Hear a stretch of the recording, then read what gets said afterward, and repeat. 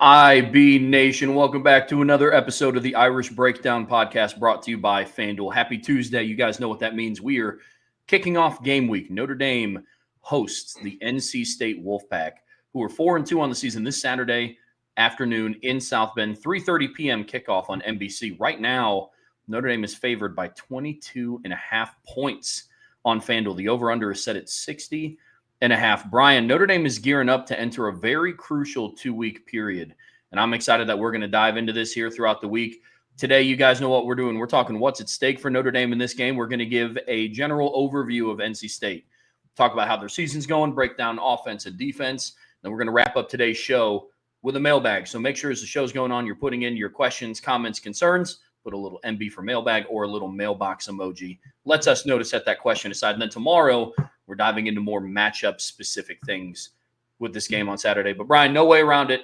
This is a big one. I'm excited to start diving into it. Notre Dame is riding a 3-game win streak, and they're looking to keep that alive and then obviously carry that over into USC week and then go into their second bye week sitting at 5-2. It's a big one for Notre Dame. Yeah, so what do we got? 3:30 Saturday afternoon on Peacock. I really still don't like that they have games only on Peacock, but whatever. I get it. We're going to learn a lot about this football team as we kick off a little after 3:30 and we kind of watch this thing play out. Trev, what's the line? What'd you say the line was? Notre Dame's what is it? 22.5. 22.5. Man, this is an interesting game because Notre Dame has been so dominant in their wins that you're starting to get these spreads that are just kind of like wild. You know, like Boise. What was the spread against Boise? It was like the biggest that they've had since like the 1999 or something like that. I think I saw. It had to have been against an opponent with like some sort of record or some, because I guarantee their spread against like a New Mexico back in 2019. No. For Boise, it was the biggest. They were the biggest underdogs for Boise since like. I think I saw some like late 90s, early 2000s was the biggest underdog they had been in a game. And you're like, that's a big spread for a 2-2 team going against a playoff team from last year. You know what I mean? Like, and they covered. And then you go into this game, Trev, and you're like, this is a 4-2 football team that can score. And, you know, that's a big spread, but it just kind of tells you kind of what they think of this Notre Dame football team right now. It tells you a little bit about what they think of the opponents, but it tells you a lot about where this Notre Dame team is, Trev. And we're going to learn a lot about this Notre Dame team because the more they win, the more you got to question, can this team handle success? You know, like we've talked about, can this team go out and say, okay, you're playing good football, you're earning convincing wins. Do you look at the game on Saturday and say, okay, how can we get better? Or do you be like, yeah, we're big boys now. We beat Boise. Let's roll. And that's going to remain a question about this football team. But I'll say this, Trev, and, you know, I'm just trying to think of the way to well, before we go, let's flip a little bit, Trev. I want to say something about this game before we jump into the series history. So I'm going to call a little bit of an audible here. I think the next 2 weeks is going to ultimately determine Notre Dame's season. I really do. And here's what I mean by that. It's not that I don't think Notre Dame could show up and get upset by Boston College, Navy, Pitt, Syracuse, or Stanford. They could, especially Navy. But it's kind of like if you just play like you did against Boise State in the last 5 games, you're going to go 5-0. If you play like you did against Arkansas, if you play like you did against Purdue in the last 5 games, you're going to be 5-0 down the stretch. Like you and I were talking before, and we were talking about like what you kind of get worried about that Stanford game, and it's not that Stanford's good, but you're just like they stink, and you think that you've won 9 in a row, and it's after Thanksgiving, and do they just kind of lay an egg? And I'm kind of like, as we're talking about it, thinking like, man, like they could play like they did in 2022 against Stanford and beat this Stanford team because, number one, they have more talent now than they did in 2022. So even a game that was similar execution-wise, they're going to have more plays because you have a better roster. But it's just kind of like, and then Stanford's just not even as talented as they were in 2022. So I feel like you go to these next two games, these are the two most talented teams you're going to face. These are the two most dangerous teams you're going to face. These are the two toughest matchups you're going to face over these next 2 weeks. Because you're facing two offenses over the next couple of weeks that if the defense doesn't step up and play like it has the last couple of weeks, and we're still learning, is that the new Notre Dame? Is that the new normal? Or is that them beating up two teams that just they matched up well against? We're going to find that out, Trev, because these are two teams that if you don't play like you did the last couple of weeks, you could lose a shootout. And we start to learn about the focus of this team, the leadership of this team over the next couple of weeks, because we learned that this team can handle adversity, but can this team handle success? Those are the things we're going to really start to learn. And I feel like if they can get through these next 2 weeks unscathed, that they come out of the bye week with a lot of people saying, uh-oh, here comes Notre Dame. Here come the Irish. You know what I mean? And that's what I think is at stake, and it starts this weekend against look, we're going to have to deal with all week. Some people in the chat complaining about why y'all hyping up NC State. Guys, this is a talented football team, especially on offense. Should they beat Notre Dame? Of course not. Should it be a single-digit game? No. But can this team beat you if you played like you did the first couple weeks? Yes. And that's where I say we're going to learn a lot about this team, but you're also facing a situation where if you keep playing like you've been playing, this is going to be another fun weekend where Notre Dame gets a convincing win. If you don't, we're going to be a little nervous going into USC. It's about continuing to build. And defensively, that they've really started to gain some momentum in the last couple of games. And offensively, for the first time really since Miami, you have to show that you're able to respond. How do you respond to a game where you didn't perform to the level of expectation that we all had? I mean, my final score prediction was 51-17. And like I said on Thursday, that is not an indictment of what I think of Boise State. I was just watching this Notre Dame offense roll. And for the first time since week one, they showed signs of, okay, they're kind of human. Yeah, they make mistakes. CJ Carr is able to miss some throws.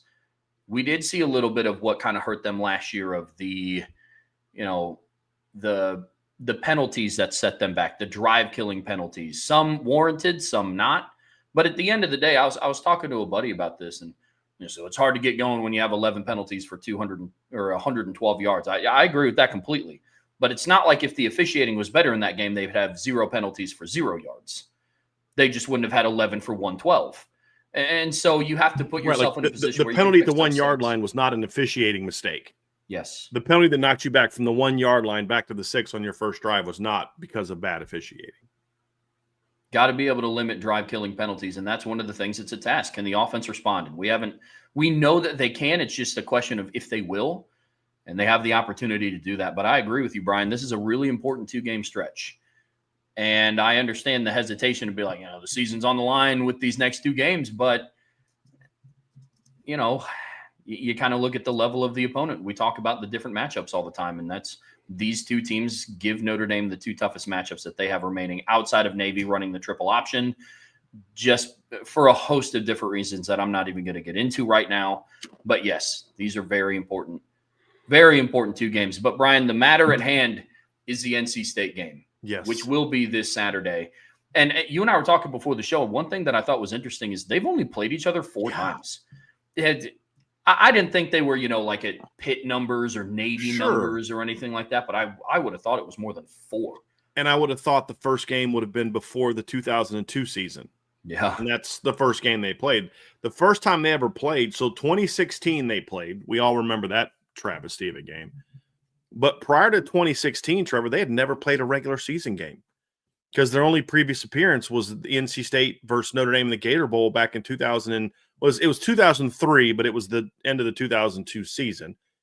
A game where Phillip Rivers just kind of carved the Notre Dame defense up, and the offense by that point in time was a shell of itself. And then, of course, they play again, 14 seasons later in the middle of a hurricane.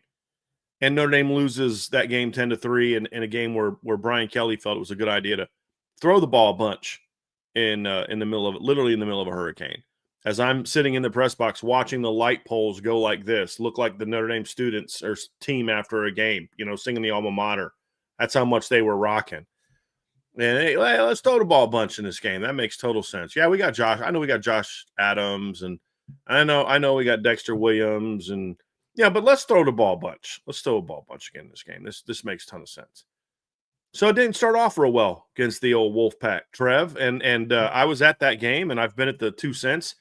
2017, the next year, NC State came to Notre Dame. Notre Dame ran all over them, over 300 yards rushing against a D-line that had 4 players that got drafted in the 4th round or higher, including the number 5 overall draft pick in that upcoming NFL draft, Bradley Chubb. Also, their middle linebacker, Jermaine Pratt, was a 3rd-round draft pick of the Cincinnati Bengals, and they carved that team up. And you remember, and it didn't start well. That game didn't start well either. Remember, NC State had a blocked punt for a touchdown early in that game. And then Notre Dame kind of started to dominate. Julian Love had a pick 6 in that game. And Notre Dame finally got their first W against the Wolfpack. And then 2 years ago, Notre Dame went to Raleigh and beat NC State 45-24 in a game where Notre Dame pulled away late, but it was also a game that you never felt like coming out of the weather delay. The weather sucked when Notre Dame has played NC State. Like 2 of the 3 years they've played. Hopefully this year it's a better one. But actually it's always been when you play down there.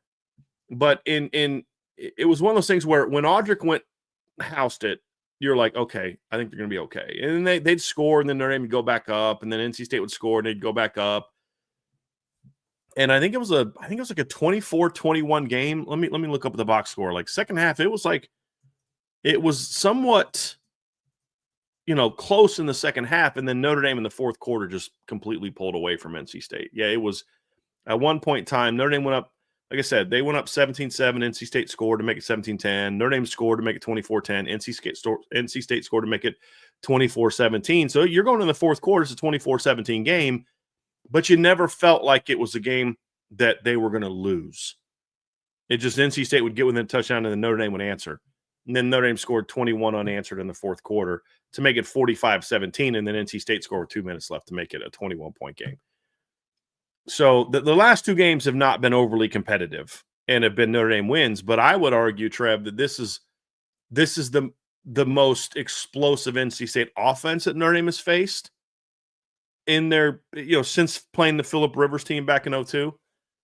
But also probably the worst NC State defense that Notre Dame has faced in that period of time as well, which makes this a very intriguing matchup. But yeah, so Notre Dame finally tied it 2-2. So when we talk about what's at stake, well, one thing that's at stake is you get to take an advantage in the series history against a team that you started 0-2 against.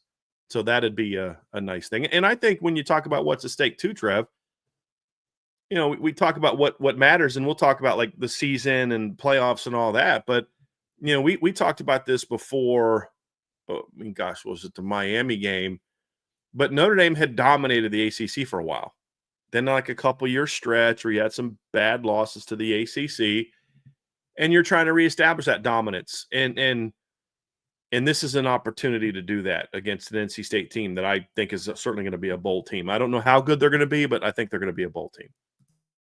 Yeah, it's definitely a step in the right direction. Unfortunately, there's been some blemishes on their resume against the ACC in the last couple of seasons. You lost to Clemson in 23. You lost to Miami this year. Fortunately, Florida State 2 in 2023. Yeah, because you also lost to Louisville. Yeah. Yep, that is correct. And so this is definitely a step in the right direction for sure. I'm very I'm very much interested to see what happens when Notre Dame starts to play Clemson on an annual basis and what version of Clemson will show up then, talking ACC dominance. But yeah, NC State is a quality middle of the road team in the ACC. And those are the games that, Notre Dame is not going to, and I know you're not saying this, but Notre Dame is not walking away from the NC State game if they win. It's like, all right, we run the ACC again. But these are the games that you would dominate. But you need to run the ACC again. And to your point, games like this are those that you have to win, and you have to look good doing so. And yes. Yeah, these are the games that back in the Brian Kelly era, towards the end of his time at Notre Dame when they had the ACC deal, it was like these were the opponents that you were beating. I mean, I guess with the exception of 2016. those are the opponents that you are beating by double digits. The NC States, the North Carolinas, the Syracuses of the world. And so I agree. This would be a good step in the right direction for Notre Dame Notre Dame getting off on the right foot of becoming another dominant force in the ACC, for sure.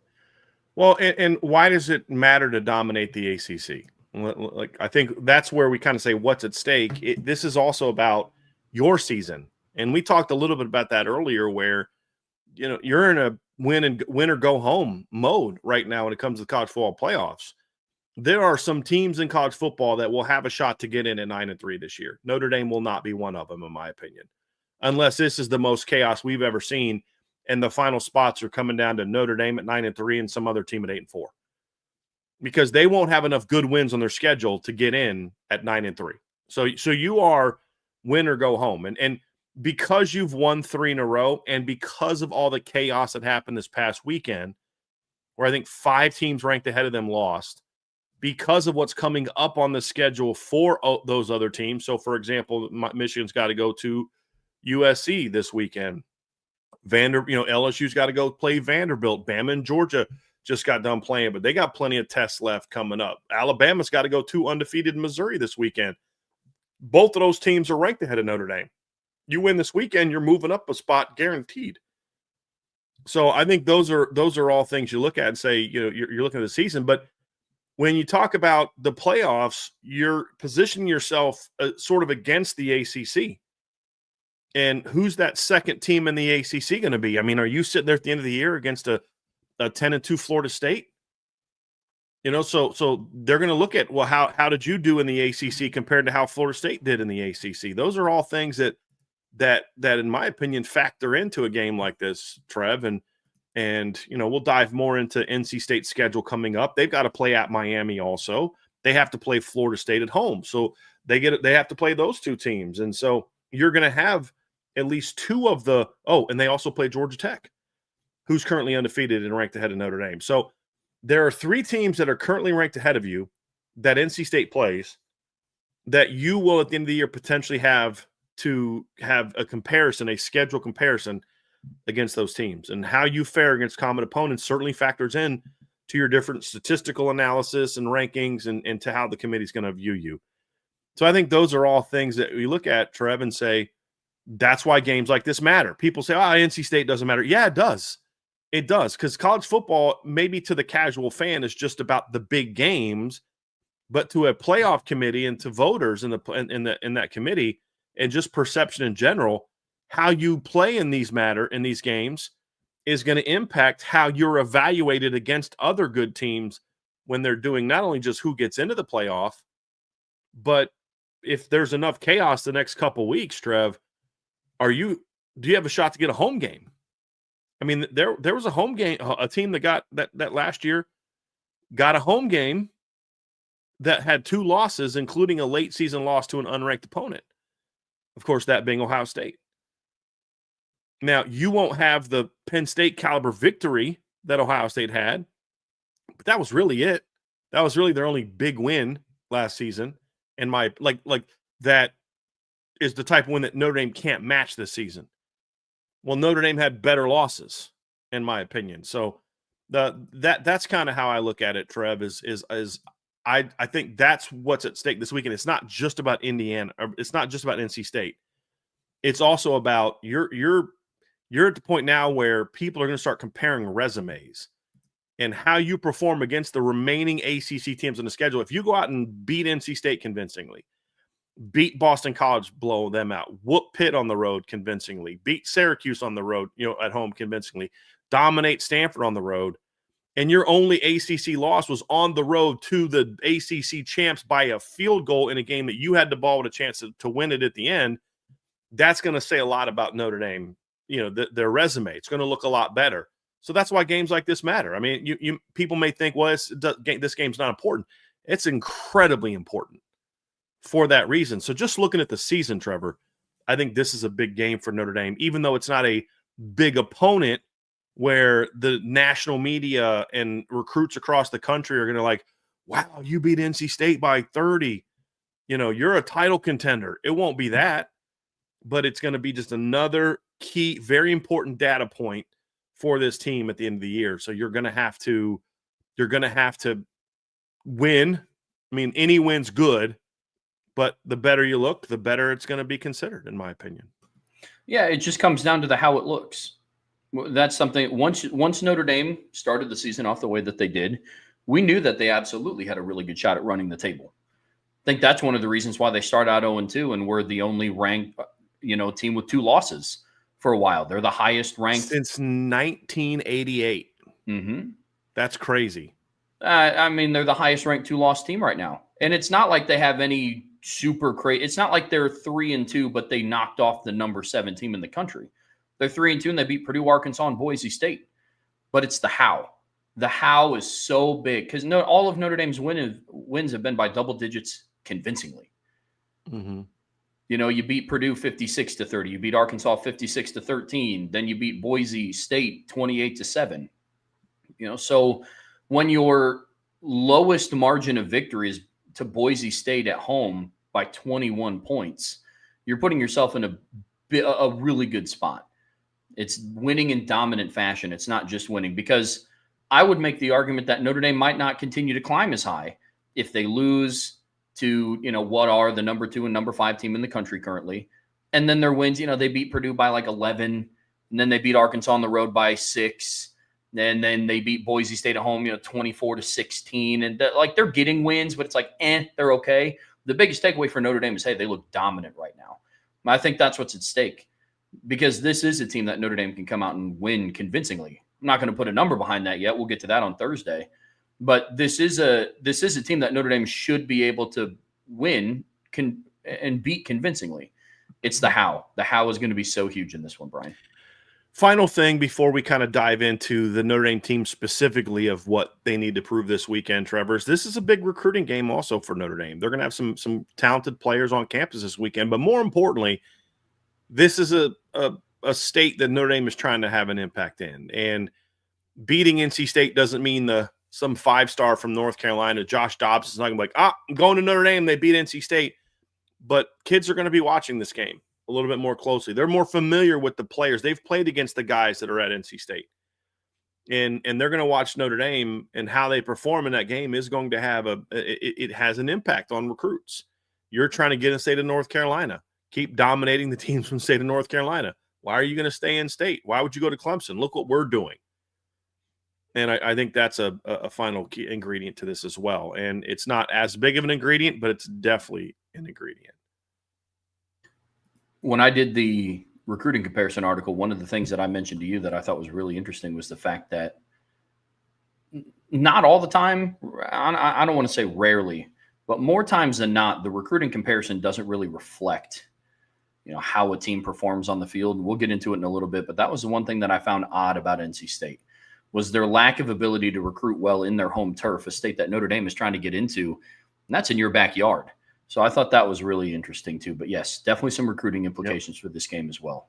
Yep. That is for sure. Brian, let's talk about Notre Dame specifically, what they have to prove in this game and what questions remain for this team. And I think after their 28-point performance, you do have to start on offense. You can look at it big picture and say, yes, they still scored 28 points in a sloppy game, but there were some things that the offense did that, you and I were sitting up in the press box, and there were a couple times you and I just looked at each other like, that's what you went with there? Or like, how can this player miss this? Like, hey, man, we're 5 games in.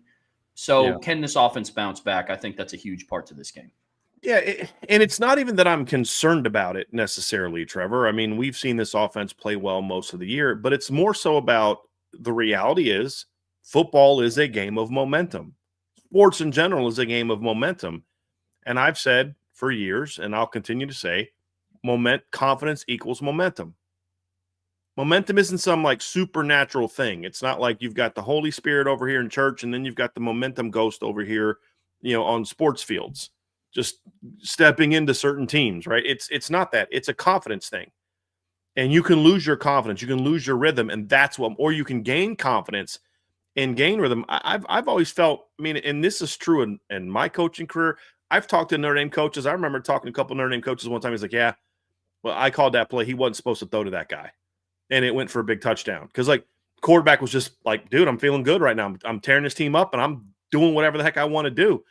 And there's times, you know, as a coach, I've made play calls and you're like, that play shouldn't have worked. But our kids had such conviction about it because, you know, just their confidence in themselves, their confidence in us as play callers, their confidence in us as coaches and how we taught them and prepared them, that they're like, dude, this team can't stop us. So they go out and make plays. But the opposite can happen. The more you struggle, the more you turn it over, the more you fail to move the chains, the more you can lose confidence and get out of rhythm. So I'm certainly confident that Notre Dame can get rolling against this NC State team or anybody, whoever they played this weekend. But I think it's really important that they do. You don't want to go into the USC game coming off of back-to-back games where your offense wasn't rolling.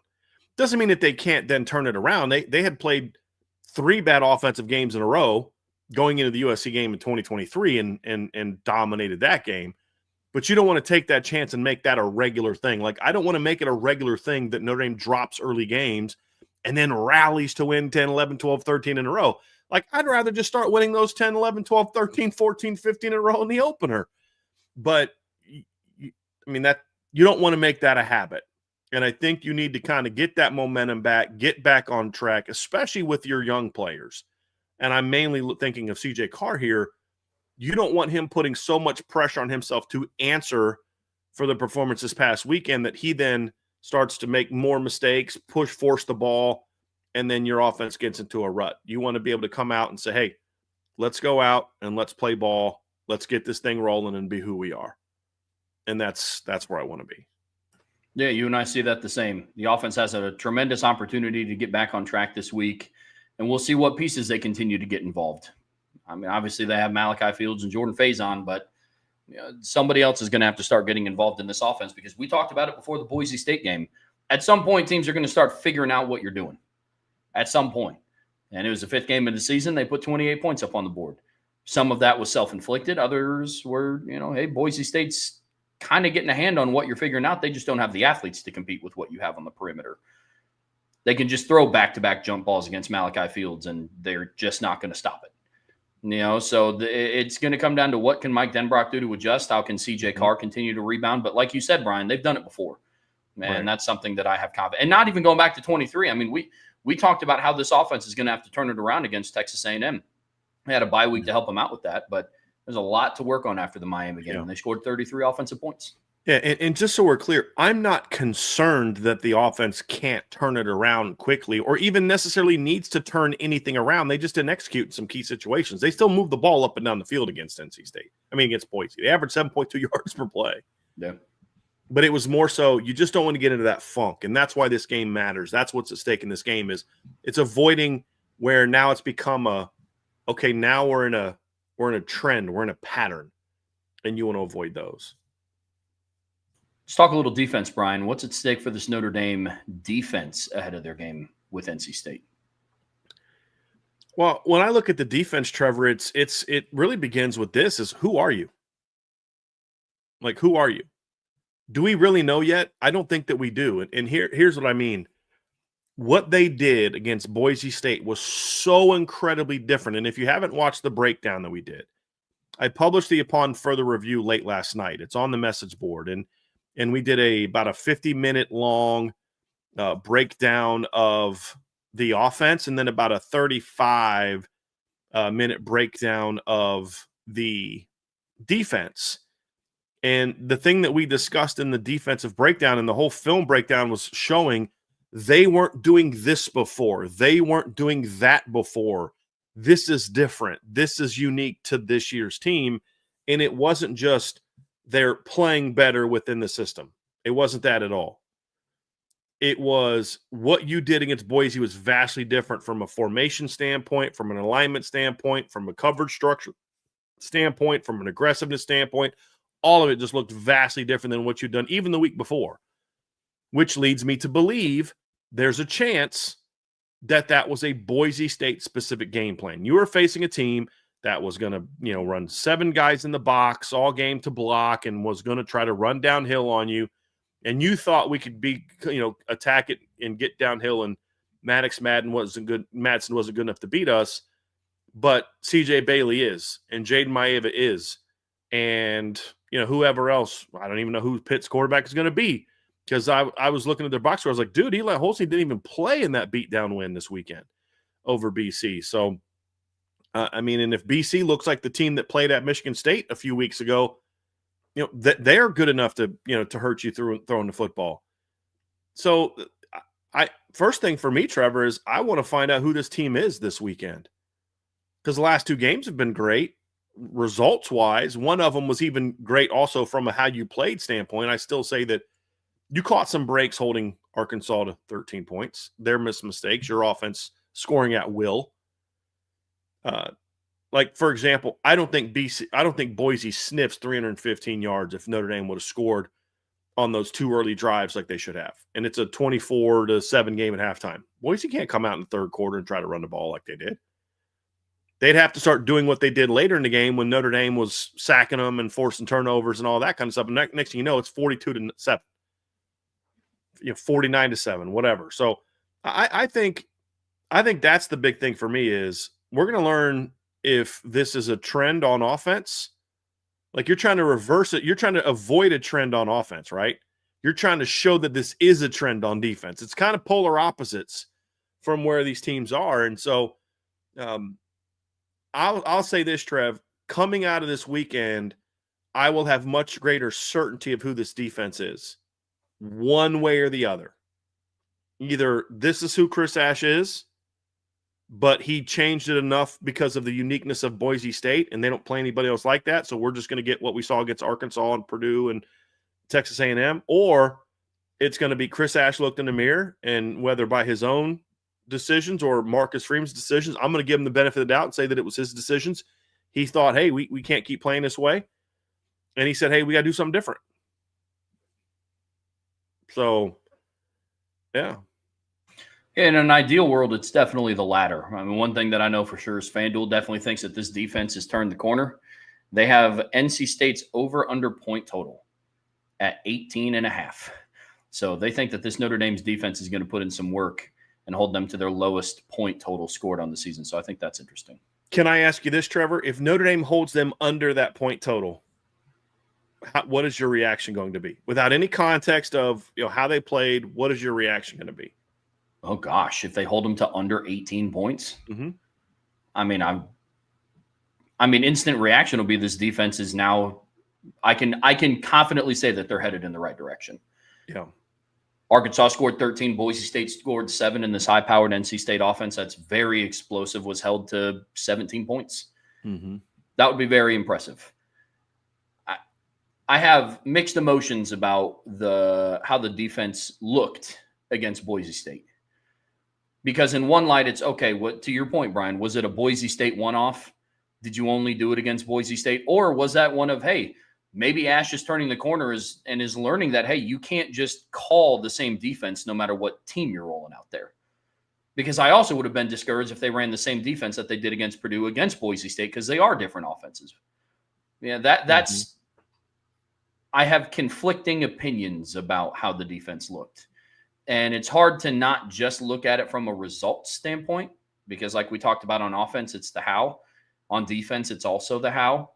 But I'll say this. It's promising that they were willing to make the adjustments they needed to, schematically, formationally, against an offense like Boise State. Because, like you said, it was no secret that Boise State was going to line up 7 men in the box, try to block, run downhill. And I would have been very discouraged if Notre Dame just dropped back into quarters coverage the entire game like they did against Texas A&M and Arkansas and against Purdue, just because that's the Chris Ash defense. And that's what they run. They just have to execute it no matter what team they face. And so I'm in between. But, yes, I'm with you. The defense is going to really show us something this weekend and see if this is the new normal. Because now, at least the bright side is now we're not walking away from it saying, okay, the Arkansas game is the anomaly. It's like, okay, well, you've had about 2.5 games of bad defense, and you've had 2.5 decent to good games of defense. And so that's what I'm interested to see what happens with this unit. What takes the day and what carries over? It's going to be very interesting to watch on Saturday. The encouraging thing, if you're looking for a ray of sunshine, is the 2.5 games of bad defense was in a row. and which means that also that the 2.5 games of offense or good defense were in a row. So it's not like great game, great game, bad game, great game. Or great half, bad half, great half, bad half. It was bad half, bad half, bad half, bad half, bad half, better half, even better half, 2 dominant halves. It's been an ascension, in my opinion. And that's, I mean, look, Trev, we talked about this in the show last night. Boise State scored on 1 touchdown drive. The deepest they got, other than that, was to the 31-yard line, and they got picked off the next play. Their next closest drive got to the 34-yard line, and they got picked off on that play. So, like, you're seeing, like, that doesn't happen by accident. It doesn't. It doesn't. No, that was one of the notes that I jotted down while we were up there, man. Boise State didn't cross the 40-yard line until their 4th offensive drive of the game. I don't care what defense or what scheme you run. That's impressive. Whether you're Notre Dame's 2024 defense or Notre Dame's 2025 defense, not allowing an opposing team to get past their own 40 that's noteworthy. And I agree completely. Well, listen, folks, that's going to do it for part 1 of today's show, but don't go anywhere. Make sure that you hit that like button. We're getting ready to switch over and start talking NC State specific, giving a general overview. But before we get there, make sure you hit that like button. Make sure you subscribe to this channel. Whatever streaming platform you listen to us on, we would greatly appreciate a 5-star review. But as always, the best way to support what we do here is subscribe to the premium message boards at boards.irishbreakdown.com. All right, Brian, in part 2 of today's show here on the Irish Breakdown podcast, brought to you by FanDuel, we're talking the NC State Wolfpack, Notre Dame's 6th opponent of the 2025 season. And NC State's had an interesting season. Big picture, it's not too bad. They're 4-2 on the season, but they are 1-2 in their last 3 games, with their only win coming over the Campbell Camels, where they put on an offensive explosion. Oh, yeah. But you performed the way that you should have in that game, man. And this has been an interesting season, and nothing that I would expect anything less from Dave Dorn. We talked about him at the start of the season. It's just one of those years where he's just one of the most interesting coaches to evaluate. He's been the head coach at NC State since 2013. He's led them to 8 or 9 bowl seasons, but then he's also never had a 10-win season. Yeah, so it's just all of these ingredients are just so interesting when you talk about NC State. Yeah, and look, their 4-2 starts not necessarily bad. It's the way that they lost to. It's losing to Virginia Tech on the road, who had just fired their coach. It was just, you see the same mistakes over and over again, messed up plays on special teams, turnovers, just not being prepared to handle an environment or a moment. Like, those are the things that have really kept Dave Dorn from taking this program over the next step. Because like you said, he's done a lot of good things. And he's taken them to your point, 10 bowl games, but it's in 10 of the last 11 seasons, with 2019 being the only exception.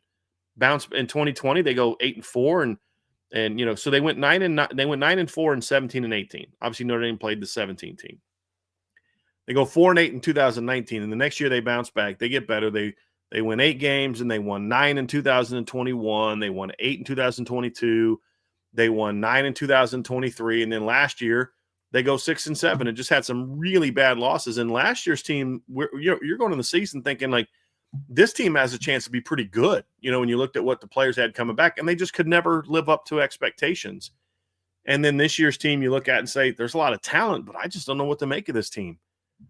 And that's just kind of been Dave Dorn's his thing. And you talk about all the bowl games that he's been in, but they've also lost their last 5 bowl games. Well, 5 of the bowl games they've played, because they didn't play the Holiday Bowl in 2021 because of COVID stuff. But it's just been, you watch them every year and like, boy, there's athletes on this team. How are they not better? But at the same time, because he has talented teams, they're prone to pull off some upsets. And that's the thing that you have to avoid, Trev, is you have to avoid that bad loss. 2017, they lose their opener to South Carolina. 3 weeks later, they go on the road and beat a ranked Florida State team 2 weeks after that, they blow out a ranked Louisville team. I mean, they're that team that is always dangerous. And they could look bad week after week after week, and then the next week just go out and just kind of figure it out and look like gangbusters. And that's what makes this team kind of frustrating, to be completely honest with you, Trev, is they should just be a better football team. They should be a better football team, and they're not. And that that has to be maddening. I don't know. I mean, I don't know if there's any NC State fans in the chat, but I'd be frustrated with that. I mean, 2021, they beat a top 10 Clemson team, a number 9 Clemson team in overtime. And then, just lose to a mediocre Miami team a few weeks later than that. It's just they're a frustrating team to watch if you're a fan, but at the same time, they're also that also makes them a dangerous team, in my opinion.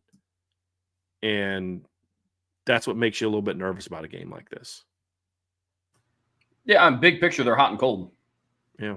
Dave Dorn, his entire career, has been hot and cold. And we talk about it all the time and on this show that, teams emulate their head coach. And I think that NC State is kind of the perfect emulation of Dave Dorn. A lot of potential. All signs point like you should have more success. You're in a good spot for recruiting. You have notable alum. You're in one of the Power 4 conferences. And it's just one of those things that they've never been able to put it together, like what Dave Dorn has yet to do at his career at NC State. Not to bash on him, because like I said, he has a lot of 9-win seasons. Well, he has a lot of seasons that lead to bowl games. So it's not like 1 year because it's not like Oklahoma State where like 1 year they're competing for the conference championship and then the next year they go 5-7 and they don't make a bowl. It's every year the margin of where NC State is at is, somewhere in the 6 to 9 range. So there is a level of consistency, but within that consistency, there's a lot of inconsistencies, which has led to why they haven't been a 10-win season or a 10-win team ever under his tenure. Now, I think that's interesting, and we'll dive into the defense here in a little bit, but that's another thing that I think is interesting is as weird as it is, that he's a defensive coach, and that's the area that's struggled this year. Yeah. I think that perfectly emulates NC State as a program. It's odd, man. They're consistently inconsistent. That's the kind of the thing. You know that they're going to have the same record from 1 year to the next in a lot of instances, but one team overachieved and one under. And we've kind of said this about Dave Dorn. The years that nobody expects anything of his team, they perform well. And the years that you expect their team to be good, they underachieve. And that's been a very frustrating aspect of this team. And as you kind of look at their schedule, Trev, and you look at this NC State team, and you start to say, you had to win. You had to win some of those games. You needed to. You got a nice – and here's the thing they've lost their last 5 games against ranked teams. Their last win over a ranked team was beating Drake May at the end of the 2022 season. But they've got a win over a ranked team now. Virginia wasn't ranked when they beat them, but they are now. It's like, how do you beat Virginia and then 2 weeks later get whooped by Duke? And if memory serves me correctly, Trev, and I believe it was, that Duke NC State game was not even, in my opinion, as close as what the final score showed. If I believe that NC State, maybe I'm incorrect on that. They were actually I am incorrect on that. They were up 20-7, and then fell behind 38-26, and then scored a touchdown in the fourth inning to make it a 5-point game, and then Duke put it on at the end. So I was incorrect about that. For some reason, I thought that they were down big, but they were up big. So this makes it even worse. So it's frustrating watching them play and saying this team should be so much better than they are, and then go on the road and at home lose to I said earlier it's on the road. It was at home they lost to a Virginia Tech team that just fired their coach. Like, how does that happen? Like, you just can't allow things like that to happen. And that's what's so frustrating watching this NC State team, because you're like, they should be better than that. The East Carolina game is a perfect example. They were whooping ECU in the first half. And just came out of the second half flat, couldn't do anything, and allowed them back in that game. And you're just like, because I think you and I were texting in the beginning of that game and like, dude, NC State this offense is as good as we thought it was going to be. CJ was rolling and he's throwing the ball all over the field and spreading it around to different receivers, and Hollywood's making plays, and the defense looks improved. And then all of a sudden ECU starts moving the ball on them and making plays, and you're just like, dude, how do you let this team back in?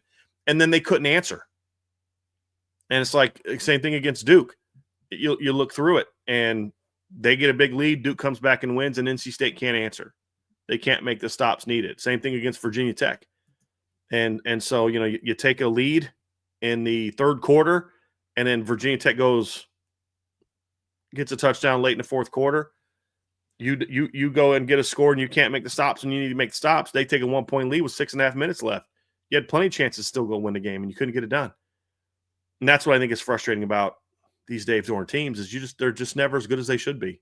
And how does a team in the ACC that's got 4 high-level NFL draft picks on the defensive line, has a quarterback who was drafted in the NFL, Ryan Finley, had one of the most explosive running backs in the country that year? How does a team like that go into Notre Dame Stadium and give up over 300 yards rushing? How does a team like that lose 4 games? That's the thing, Trev. And they were 7-1, 6-1 when they played Notre Dame, and then they lose to Clemson by a touchdown. And then 2 weeks later, you're thinking, okay, yeah, they lost to South Carolina. Yeah, they lost to Notre Dame. But don't worry, they're going to beat Wake Forest, who at the time was like, let me see what was Wake's record at that time. They were 6-4, and then you go lose on the road to them, and it's just like it's frustrating.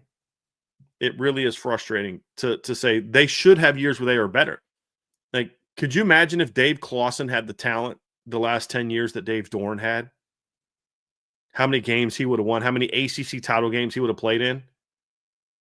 Like that's the thing that's frustrating when you look at his team. But it's also, as an opponent, it's the thing that concerns you because that's what makes them dangerous. Because there's always that one game that they put it all together and they can hurt you. I think the rough news for NC State is you look at their schedule and they don't really have – I hesitate to call any game a gimme game in college, but they don't really have one of those types of games until the final game of the regular season. They're on the road in South Bend against Notre Dame. They have a bye. Then, yes, I understand Pittsburgh has kind of been disappointing this season, but they're on the road against Pitt. They get Georgia Tech at home. They're undefeated right now. Then you have another bye week. Then you're on the road against Miami, arguably the best team in the ACC. Then you're at home against Florida State, one of the top teams in the ACC. And then you're at home against North Carolina to finish up the season. So it's going to be really, really interesting to see how they finish the season. But I agree with you, man. NC State's just been a frustrating team to follow and one that is extremely difficult to game plan for because you just don't know what you're going to get. That's what makes that Virginia Tech game so frustrating because they should be 5-1 right now. Let's say they lose to Notre Dame. Then you've got Pitt, Georgia Tech at home, Miami on the road, Florida State at home, North Carolina at home. Worst case scenario, you go 2-3 in those games, and you're 7-5. But now you're 4-2. You lose to Notre Dame, and you lose 2 of those 3 games. Let's say they lose at Pitt, lose at Miami, beat Florida State at home, or lose to Florida State at home. Now you're 6-6. You lose to Notre Dame, and now you need to beat you need to beat Pitt on the road. You need to beat Georgia Tech at home, and then you need to beat like one of Miami or Florida State just to be 7-5 at that point in time. And so that's what you look at and say that's why you can't have those missed opportunities like playing a bad Virginia Tech team at home. And their season, but the other thing too that concerns me about this matchup, Trev, is that makes them dangerous because now their backs are against the wall coming into this game. And what version of this NC State team is going to show up and play? Don't know. Let's talk some NC State offense, Brian. And when you look at this unit, they are led by offensive coordinator Kurt Roper, who I believe this is his first season running the offense. I think. Let me see here real quick. I thought it was 2. You're probably right, Trev. Let me look at that real quick. Yeah, this is his first year. Robert and I was still there last year. So, yep, you're correct. Yeah, and honestly, he's off to a good start for a first-year offensive coordinator. Now, he was given some pretty impressive tools on offense to work with. It's his first year as the coordinator. He was there 2 years as the quarterback's coach. Gotcha. So I thought he was on staff, but he wasn't the OC last year. That makes sense. He has a very good. He's definitely familiar with the talent that he has on this roster, which I think makes sense as to why CJ Bailey has developed well and into the player that he is right now. But you start talking about this offense, and it's Kurt Roper's first season as the play caller. As Brian mentioned, that he's been with the program 2 years prior as their quarterback coach. He was their quarterback's coach for 2 years, and then he was 3 years before that their running backs coach, and then he was also their quarterback's coach in 2019. Gotcha. So Kurt Roper, moral of the story, Kurt Roper knows his way around NC State. Yeah, he knows how to get around Raleigh. There's no doubt about that. Sounds like a good hire for Dave Doran for his next offensive coordinator. Somebody that's been around that offensive side of the ball for quite some time. But first season as offensive coordinator, this offense has big picture. This is a really, really good offense, and they're putting points up on the board. I know some of their overall big picture stats don't blow some people away. Honestly, seeing where they ranked, I thought was honestly a little interesting because I thought they'd be higher. Now, for example, they're 45th in the country in points per game. I thought that would have been a little higher because of what their offensive output has been. And they're 45th in the country coming off of a 56-point performance. Right. So I thought that was a little interesting diving into them. But, you look. What is interesting, Trev, when you look at NC State, though, they're 23rd in scoring in games against Power 5 teams. So we're still at that point in the season where there are still a lot of teams that have only played 1 or 2 Power 5 games. And so their stats are a little inflated. And I think that's kind of partly why NC State's played 4 Power 5 games already, Power 4 games already.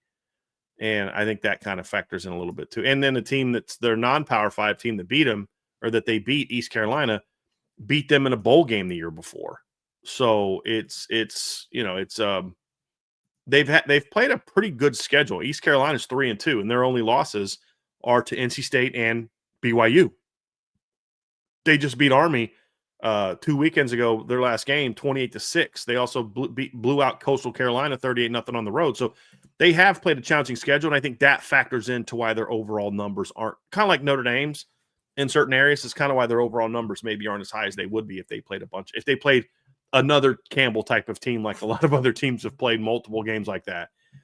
So I think that factors in a little bit as well to that kind of conversation. You and I were talking before the show started, and really we started talking this weekend about NC State's offense. And, one of the things that I've noticed about them, big picture, before we dive into strengths and weaknesses, is they're just, to me, when I look at them, they're a big feast or famine offense.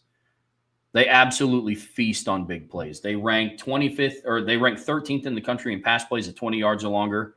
They have 25, and they rank 20th in the country in runs of 10 yards or longer. I guess that's what a lot of teams categorize as explosive plays. Pass plays of 20 yards or more, run plays of 10 yards or more. And NC State has that by a lot. I mean, they have 59 explosive plays on the season. But it's what happens in between those. When they're not taking out 20-yard chunks through the air, when they're not taking out 10-yard chunks in the run game, they're getting 1, 2, -1. And so the overall lack of consistency, going back to big picture with this program that we've talked about, you see a little bit of that on offense, but they have a very talented unit that's able to help overcome some of those things. It's also one of the reasons why they're 4-2. It's one of the reasons why they beat Virginia. So it's one of the reasons why they had 9 explosive plays in the first half against Campbell. Yes, I know it's Campbell, but like we always say, they did to an inferior opponent what a team is supposed to do to an inferior opponent. So this offense is very, I don't want to call them hit or miss, but it's just very much, big plays. It's 2 yards, 3 yards, 54 yards, 1 yard, loss of 2, gain of 40. That's kind of how they've been operating so far this season. And I think some of the numbers reflect that. They rank 122nd in the country in tackles for loss allowed. But then, like I said, they also rank 26th in the country of 30-yard completions. So it's very much shot downfield, then you lose a couple yards, and then big run downfield, and then you lose a couple yards. It's interesting.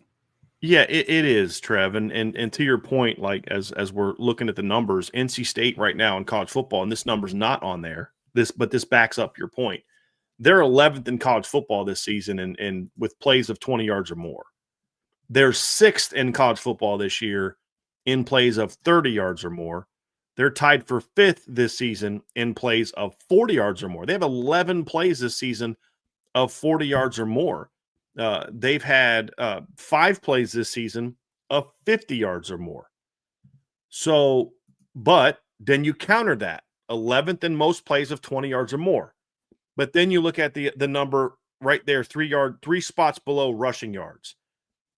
They are 122nd out of 136 teams in most tackles allowed per game.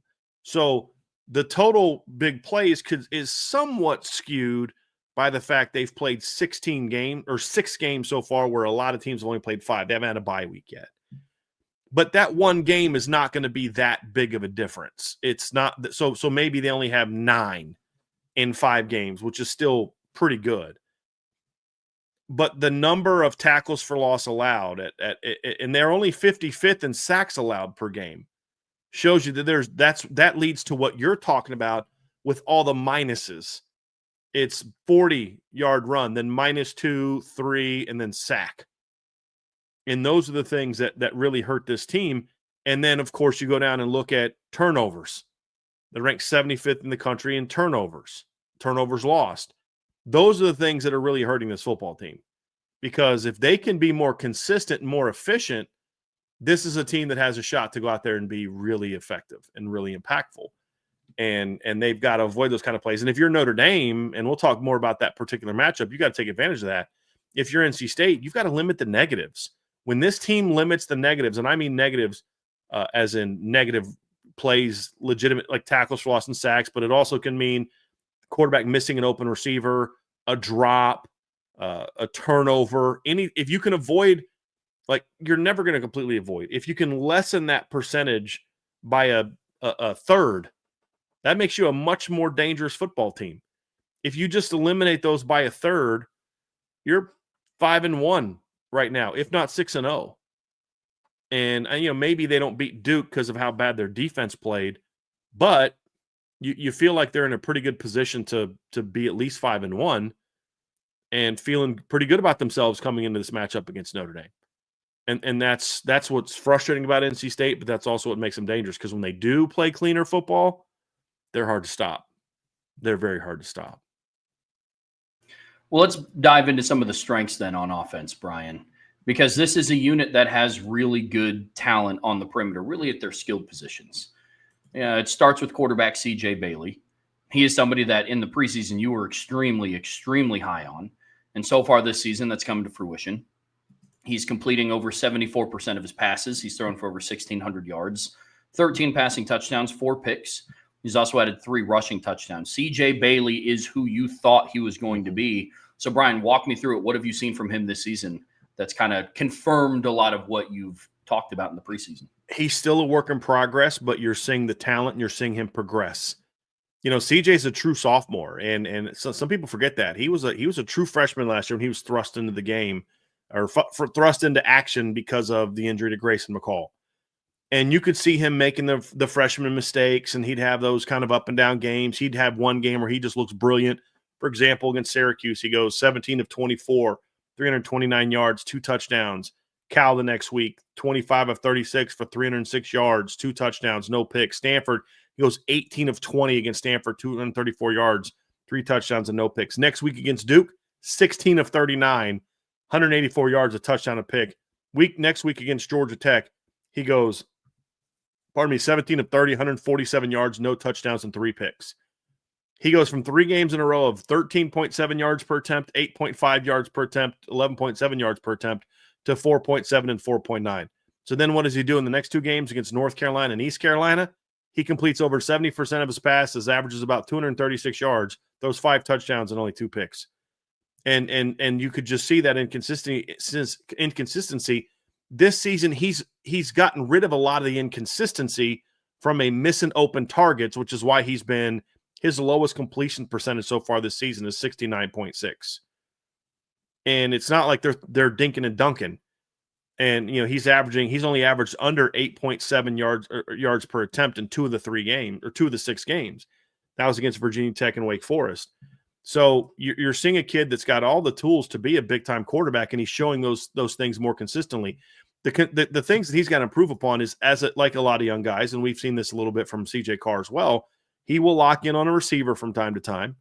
He won't always look as super comfortable as he needs to be going through his progressions. And so that's going to be a part of it, but he's not making the turnover worthy throws as much as he did the season before. And so those are things I look at, but like Trev, he'll throw the ball down the field. You look at Pro Football Focus, he's got 13 completions already on only 23 attempts on throws beyond 40 yards past or 20 yards past the line of scrimmage. He's 13 of 23, 4 touchdowns, no picks. He's also completed 32 passes from 10 to 19. So he's a kid that's not completing over 70% of his passes because he's throwing a bunch of short passes. He's thrown 70 balls 10 yards past the line of scrimmage so far this season, and he's completing over 60% of those throws. That's outstanding. We were praising CJ Carr for similar numbers a week ago. And so he's a talented kid, big arm, good athlete. Marcus Freeman made a really good comment yesterday that I really appreciated from him. And because, I remember the previous head coach would frustrate me because he would say things about their team, and he's just clearly reading from a sheet. He has no concept of who those players were. But Coach Freeman's talking about CJ Bailey, and the comment that he made was he's not really a dual threat quarterback. He's a passing quarterback who also happens to be athletic and can hurt you with his legs. But this isn't like you're defending a guy that is an integral part of their run game. He's not. He's a passer and a scrambler, and that makes him dangerous. And so he's a really talented quarterback, and he's really fun to watch. And when he's cooking, he's a heck of a player. And you talk about the 4 picks, that's obviously a little high. 3 of those came in the Duke game. So he's been clean turnover, or at least interception-wise, in 4 of the 6 games this season.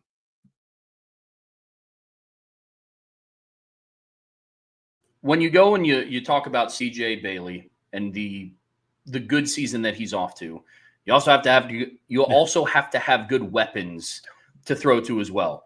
It also helps to have 13 passing touchdowns on the season when you're not throwing to a bunch of scrubs. Yep.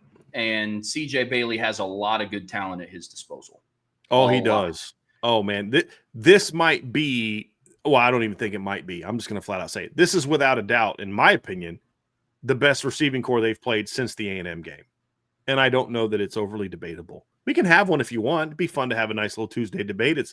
It's gray outside. It's been rainy and ugly all day here in South Bend. So, I'm a little cranky, but up for a good debate if you want to have that debate, Trev. But knowing you, we talk a lot, so I kind of already know where you feel. I know you don't disagree with me on that one. No. This is a very talented receiving core that's even deeper than I thought it was going to be, Trev, because, you expect Noah Rogers to be an impactful player. He has been. He's averaging 15.7 yards a carry or a catch this season. You expected Wesley Grimes to be a part of what they're doing this season. He's had a good year. He's got 14 catches. He's got 17.4 yards per catch. You look at Keenan Jackson and Terrell Anderson. They had 14 and 12 catches last year. That's it for the whole season. They played 13 and 12. Both played 13 games. They averaged 11.3 and 10.3 yards per catch. I knew they were going to be players in rotation guys, but they've been really good players this year so far. Terrell Anderson's actually their leading receiver from a yard standpoint. He's got 388 yards on 21 catches. He's averaging 18.5 yards per catch. Notice the high numbers. Noah Rogers is the lowest at 15.7. And then Keenan Jackson's also doing some things as well, Trev. He's more their shifty after the catch guy. He's got 17 catches for 187 yards and 2 touchdowns. And, oh, by the way, they've got this tight end named Justin Jolly, who's probably the best tight end Notre Dame's going to face this year. He's certainly in the top 3. And loads of weapons for that football team, Trev. Loads of weapons. And they, obviously they got to keep everybody healthy. I know Wesley Grimes, for example, missed the Duke game, and I don't think that it was a coincidence that the game that Wesley Grimes missed, he turned the ball over a bunch because, I mean, Noah Rogers and Terrell Anderson are their most talented guys. Wesley Grimes is that veteran kind of, when I'm in trouble, I go to him type of player, along with Justin Jolly. This is a very talented group. Oh, and then by the way, Hollywood Smothers, the running back, has 21 catches out of the backfield this year. So he'll check it down to him, no problem, and try to get Hollywood in space. And as I know you're going to point out here in a second, Trevor, he's a guy that can do stuff when he's got the ball in his hands as both a runner and pass catcher. So this is a talented room. And the other thing too about it, Trev, it's a long, tall receiving core as well. I think they're small. I think Keenan Jackson is 6'1", I think. And he's their smallest guy. He's their shortest guy. Everybody else is 6'2" or 6'3". So this isn't like a bunch of shifty small guys. These are tall, long guys that CJ has no problem just throwing a back shoulder to down the field as well. So they're going to have their hands full with the skilled talent that NC State brings to the table in this game. There's no question about it, Trev. One of the things that's going to help them out is if they rely on the run game a little bit more. Mm-hmm. I mean, we mentioned Hollywood Smothers. That is a good running back, man. He's averaging 6.9 yards a carry. And anybody thinking that that's because he has 20 carries on the season and ripped off, a couple of 50-yarders, it's not. He is 63 yards shy, or 63 carries shy of where Jeremiah Love was at to end a 16-game season. Now, yes, it's different team. Jeremiah was in more of a load share with Jadarian Price, and Hollywood Smothers is by far their premier running back. Mm-hmm. The next closest running back on their roster has 39 carries on the season. That's Jaden Scott.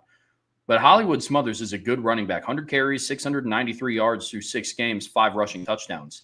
He has 32 missed tackles forced on the season. Yep. 32. To put that into perspective, Jeremiah Love has 22. Yep. Hollywood Smothers is a good running back. He is.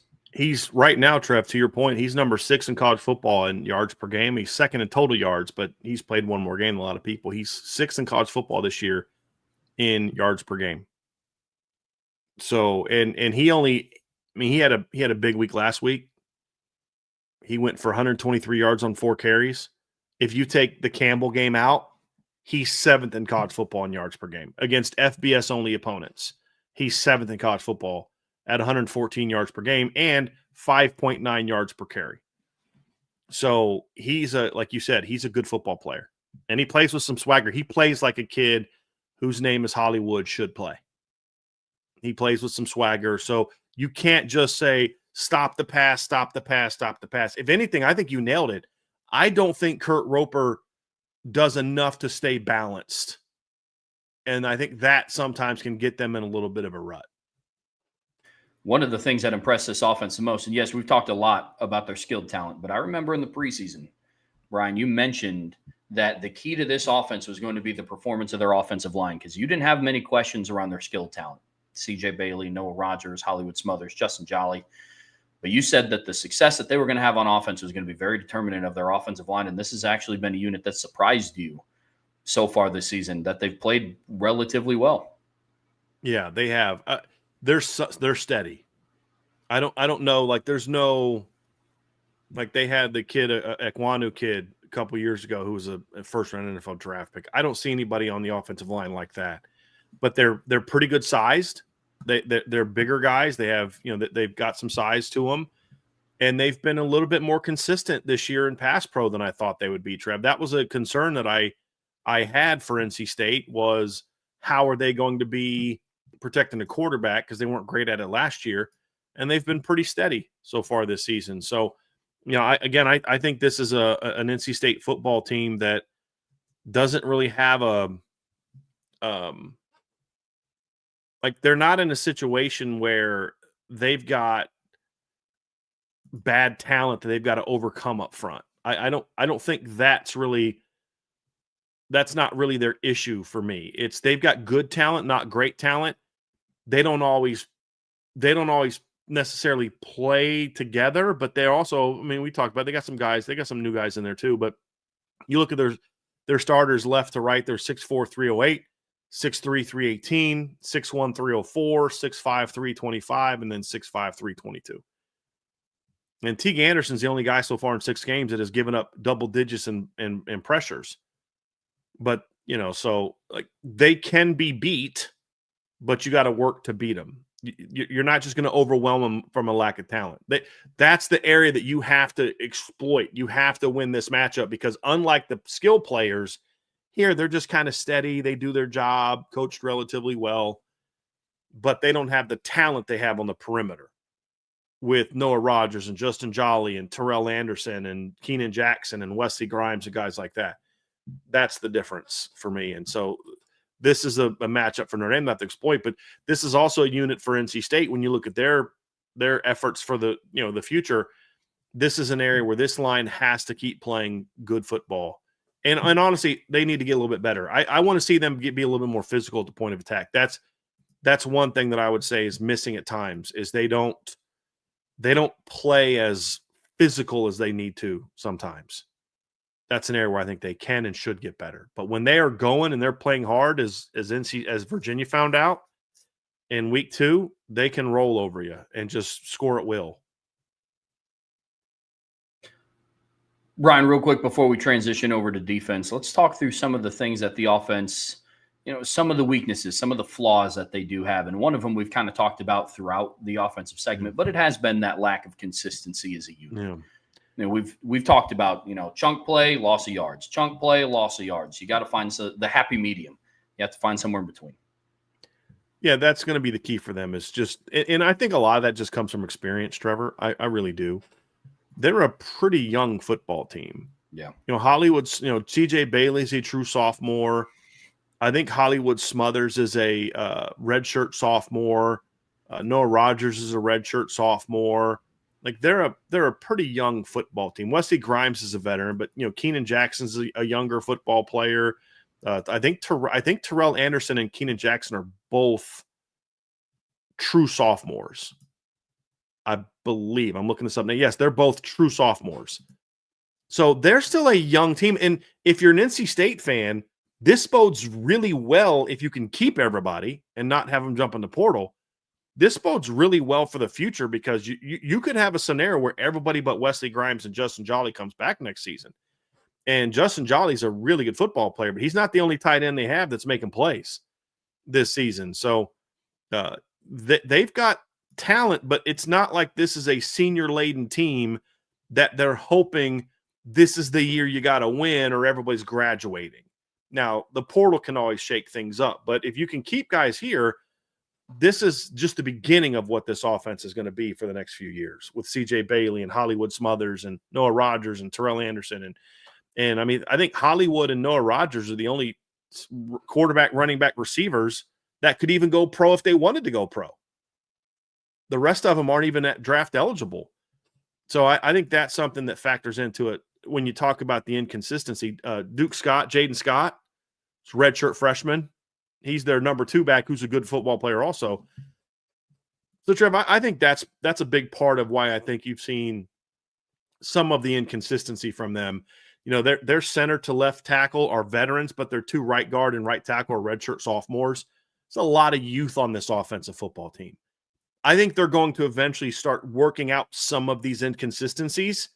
And when they do, they're going to be really dangerous. Because if you look at it in their starting lineup, they've got 1, 2, actually Justin Jolly's a junior, so he could come back also next year. If he does, this offense is going to be ridiculous. 2 linemen, 1, 2, 3 receivers, a running back, their quarterback. They have 7 starters on this team that have sophomore eligibility. You want to know why they're an inconsistent football team? That's it right there. That's it. It's kind of like Notre Dame last year. Isn't that kind of the beef we had with Notre Dame last year? Yes, they had a veteran quarterback, but your starting running back's a true sophomore. Your best receiver was a true sophomore. You had a true freshman at left tackle. You had 2 redshirt sophomores in the starting lineup to start the season, a redshirt freshman in the starting lineup to start the season, and then you're wondering why your offensive football team is kind of up and down and inconsistent. Well, those guys got more and more consistency, and a couple of veterans got thrown into the lineup that should have been there to begin, but you get my point. But as they got more and more experience, that offense got more and more consistently effective. And I think we're going to see that at some point in time for NC State. If you're a Notre Dame fan, you just got to hope that it doesn't happen this weekend. But I think when you talk about that inconsistency, Trev, I think that's it right there. They're just young. And if you stick with it and keep coaching them up, the light's going to go on for this team. And when that does, this is going to be a really dynamic offense. Like really dynamic. And if you're an NC State booster, start raising money now, start investing however you need to do, because you are going to need to make sure you keep these kids on your football team this offseason and not having them jump in the portal. Because if you can keep this core group together, NC State's going to be a force on offense. I don't know if their defense is going to be worth a darn, but at least on offense, they're going to be able to score a lot of points these next couple of years, Trev. But that's where it comes from, is me. I just think they're young. Yep, agreed. And unfortunately, I was just about to say, man, I mean, unfortunately, in this day and age of college football, having the option to return is not just talking about NFL draft eligibility now. It is also, the transfer portal is also a major, major factor in that. So I agree. Brian, let's talk a little NC State defense. Now, this has been the side of the ball, and this is starting to become a common theme with a lot of Notre Dame opponents this season. But common theme has been the offenses that Notre Dame has faced have been pretty electric, and the defenses have kind of been the kryptonite of these teams. You know, we had that conversation with Purdue. We had that conversation with Arkansas. We had that conversation with Boise State. And who we are a couple weeks later having that same conversation about NC State. But the numbers don't lie, man. This NC State defense is really struggling this season. And when you look at what they've done so far this year, kind of reflects what we're talking about. You know, I mean, this is a unit that can't get off the field on third down. They rank 113th in the country on third down. They're not great at forcing turnovers. I was getting ready to joke and say, well, they can't get off the field on third down, but at least they're not good at forcing turnovers. You know what I mean? It ain't good. No, they don't do a great job of creating negative plays as far as sacks go. Not bad tackles for a loss. But again, it's one of those where it's like you have 36 through 6 games. Brian, to your point, most teams have played 5. So sometimes those stat numbers can look a little weird. And then with sacks, they rank 107th in the country with 9. So this has been a defense that struggled to create a whole lot of negatives. They don't really prevent teams from moving the ball. Opposing offenses have averaged 5.6 yards per play on them. That's 84th in the country. So this has definitely been the side of the ball that has struggled for the Wolfpack. It is, and I wonder if what's been going on with Coach Elliott has had a role in this, Trev, and obviously within the last couple weeks, that's been a storyline. There is Coach Elliott, DJ Elliott, lost his daughter to a long battle of cancer, and so first and foremost, football aside, you know, that's definitely something that you know, that we'll be praying for him and his family, because there's a lot more important things in football, and family is obviously one of those things. And you know, couldn't imagine going through that. And I don't know how, as a coach, you are able to be locked in and focused all the time when that's going on, and knowing that she was losing that battle. So I believe he's back with the team now. Was he back for the Campbell game, or did he also miss that? No, I don't think he was there for the Campbell game. So this will be his first game back, I believe. I just, as a human, I mean, you pray for him, but you know, his unit also has been banged up all year, and they've had guys, even guys that are playing, that aren't 100%. They've had guys missing games, you know, guys got hurt in the preseason. They've had guys get hurt during the season. And so I think that's factored in as well to why this defense is just really underachieved. And I don't know that it was supposed to be that good to begin with, but when you factor in all those different things, it's somewhat understandable why they're struggling so much on defense. And the thing is, Trev, when you look at their numbers, those numbers benefit from the fact that they only gave up 10 points and 188 yards and 2.9 yards per play against Campbell. And so it's actually a bit worse when you take that Campbell game out. When you look at it as like just against FBS teams, it's not great. They're 83rd in scoring against just FBS teams. They are 92nd in total defense at 412.4 yards per game against FBS only opponents. Yards per play this year, they're 99th in yards per play at 6.2 against FBS opponents. So you see how much that Campbell game kind of impacted their overall production. Rushing yards didn't change. They're 57th in rushing yards this season. Actually, no, I'm sorry. Against they're still 57th against FBS only teams in rushing yards. So, but they're 107th in yards per rush at 4.9 against FBS only teams. And so, let's just for good measure look at the pass defense here. So they're 99th in pass defense right now. Right? Let's see what they are against FBS only teams. They are 114th at 267.6 yards per game this year against FBS only opponents. They are 63rd in yards per attempt this season against FBS only opponents. So you get the point, Trev, when they're playing FBS teams, 70th in quarterback rating. On the season against FBS teams, they are actually that one hasn't changed. So the number's lower, or higher, but they rank the same.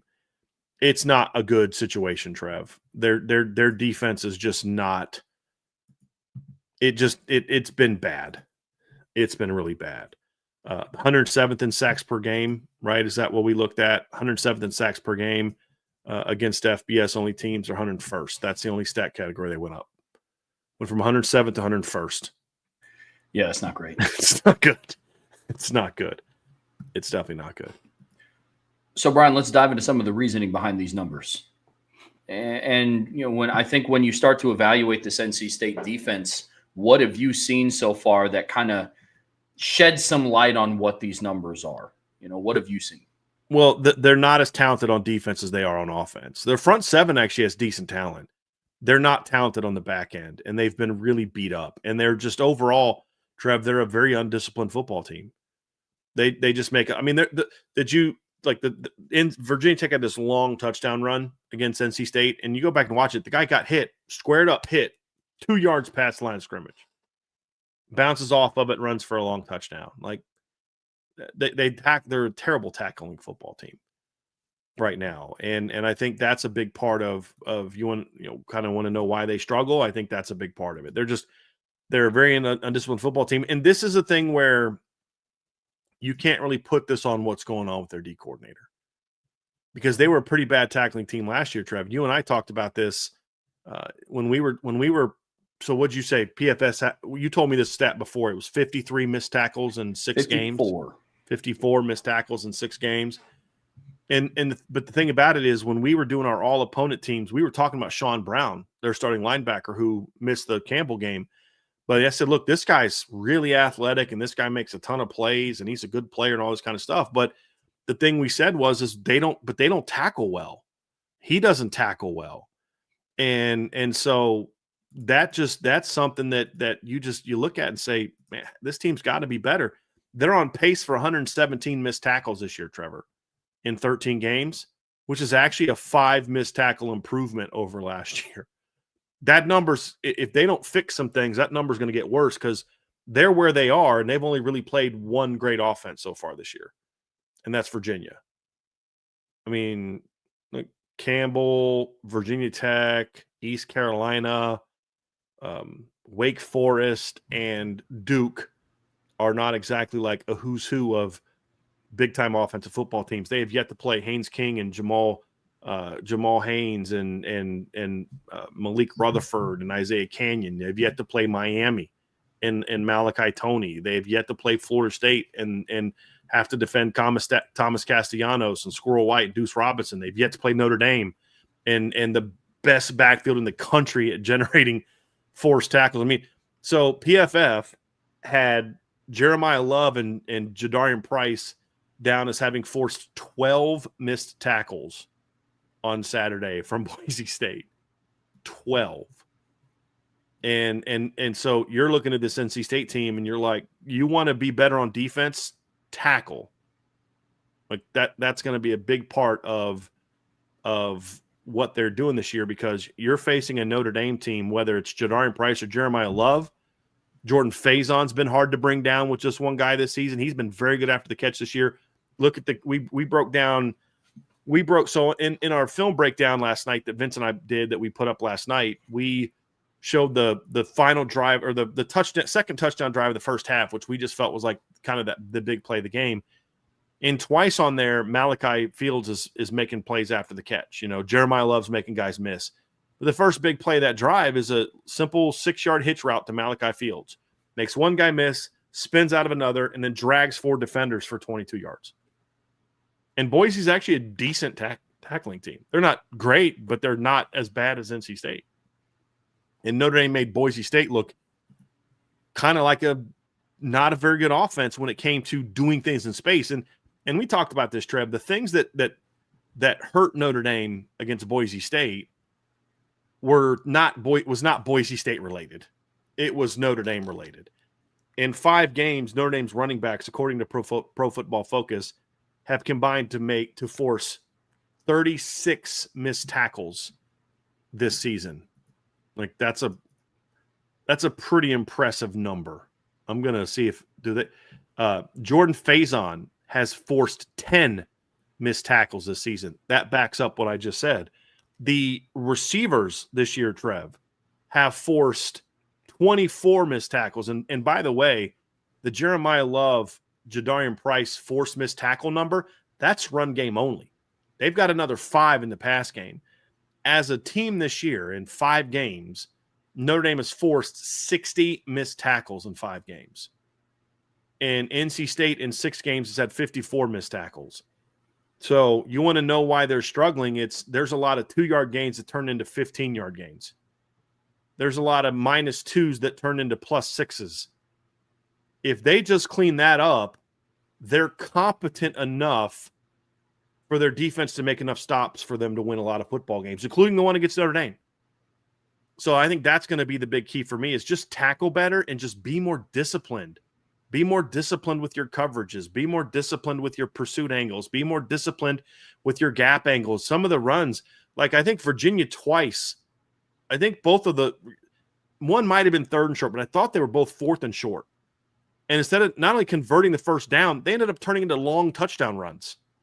Do you remember that? Were they both 4th downs or was it just one of them was a 4th down? I think they were both 4th downs, but it's been a month. But like that shouldn't happen. Yeah, okay, they move the chains to get a first down, but it shouldn't turn into a 60-yard run. And I'm actually going to look that up now, Trev, because that's how I am, man. That's going to bother me that I can't remember if they were both 4th downs or not. But like those type of things just can't happen. Now, fortunately for their offense, they were able to, do enough to win. Yeah, so their first touchdown of the game was a 4th and 1 at the 39-yard line, and the guy breaks tackles and ends up going for a 39-yard touchdown. Like that can't happen. Let me go to their next touchdown here, Trev. Let me find another one here. I thought they had another one. Give me a second. Here we go. This is it. It was a 3rd and 1. So it was 4th and 1 and a 3rd and 1. Jamari Taylor breaks tackles and goes for a 66-yard touchdown. So on a 4th and 1 and a 3rd and 1, you gave up over 100 yards rushing on 2 carries and 2 touchdowns. Can't happen. It's a lack of discipline and then poor tackling. And those are the things that are killing this defense right now. Much more so than, they have bad players. It's not that at all. They have good athletes on defense. They just don't play disciplined football. Yeah, their lack of discipline doesn't help. I'm the one thing that I'll say about this defense that I do like, I think their front 7 is pretty decent. I think they have some good players there. I don't think that they have like a top-end player. I don't think they have a Boubacar Traore. I don't know if they have a Drake Bowen. I don't know if they have a Kingston. I don't know if they have a Bryce Young, just using Notre Dame as a comparison. But they have good quality athletes. Sebastian Harsh, he leads the team in pressures, tackles for a loss, and sacks. They have 2 linebackers. One of them, I think his name is Cian Sloan. I'm not sure if I'm pronouncing that correctly, but he's kind of their – As good as what I got. Yeah. I was typing it out, and I was like, I could see some world where it's, like Sean. I could see some world where it's Cian or Cyan. But either way, point being, he's kind of the utility knife of their defense. He's like 6'4", he's 250 pounds. He kind of plays that like 3-4 edge rusher role. But he also has an interception on the season. He's also second on the team in run stops, so he's kind of their do-everything guy. So he's just this team has good athletes in the front 7, which makes it even a little bit more interesting that they haven't been better stopping the run. They're 93rd in the country in yards per rush, 88th in the country in rushing touchdowns allowed. But I do like some of the athletes that they have, but when you're as undisciplined of a defense as what NC State is, that's when some of the lack of talent really starts to be put on display. I think that's a lot because when you're out of position, they don't have a Leonard Moore in their secondary to make up for being a step or two behind. When they're undisciplined with tackles, they don't have a Kingston Viliamasa who might not be in the best spot to make a tackle, but is able to get a shoelace tackle to kind of save a big play. That's what they lack. They lack the top-end talent in the front seven while they are still talented, but I would make the argument their secondary is in rough shape. Yeah. It's kind of flat out just not that good. Yeah. And I don't really know where they lack talent. Yeah. And they're young and they're undisciplined. Apparently, Trevor, it's Kiun. Cian is pronounced Kiun. I just went to his pronunciation page on his board. He has a brother named Teague. So it's like, okay. It's a good thing he doesn't have my middle name, or that would be a heck of a name to start pronouncing. Kiun Lee Hyun Sloan. That would be rough. Yes, there you go. That would be rough. There you go. Now I know. What's crazy about their secondary, though, Trevor, is when they're healthy, their starting lineup is basically a senior, a graduate player, a redshirt freshman, and a redshirt junior. And Ronnie Royal, their redshirt freshman, has probably been their best DB this season. So that's not good. That's not good. Yeah. No, overall, that's really the side of the ball that lacks that top end talent. It kind of feeds into one of the reasons. I mean, look, right now FanDuel has Notre Dame going into halftime with a 2-touchdown lead. Yeah, that's the first half spread. I can't wait for them to come out with player props in this game because I'm going to be very interested to see where they're at. But right now, FanDuel doesn't have those out. Yeah, I get that. I get that. Yeah.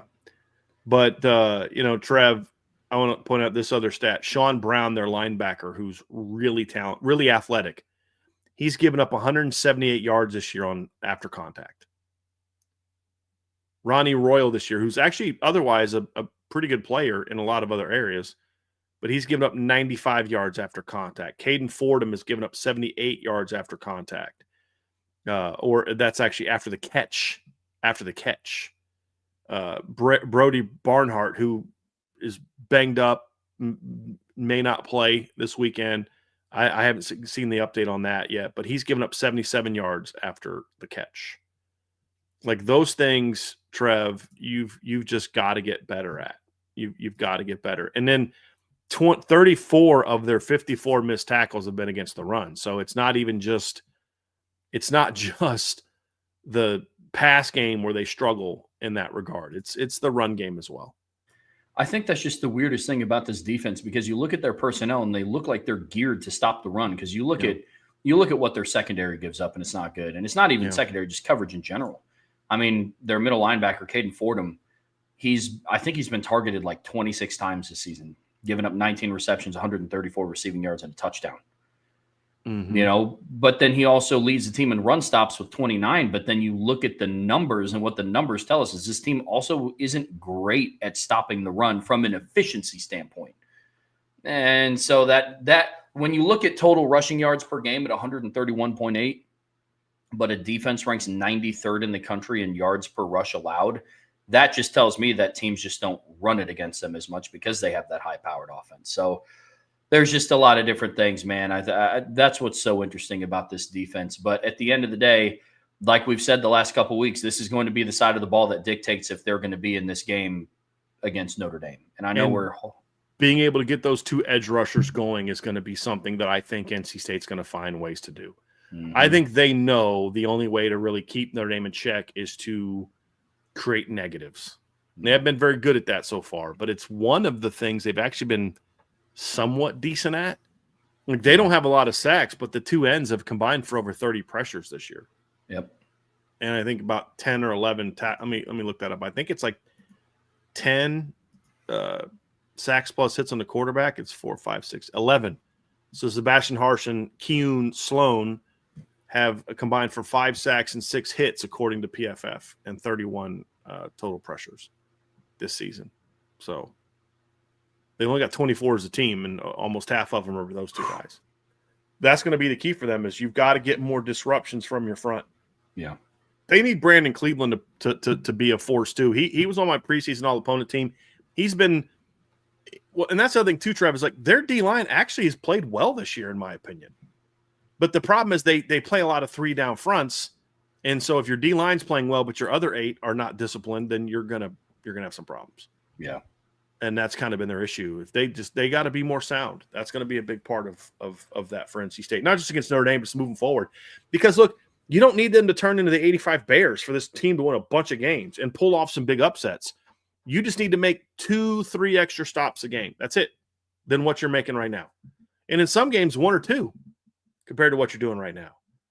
And if they can do that, like just don't give up that one long touchdown run to Virginia Tech, and you're 5-1 right now. That's it. One play.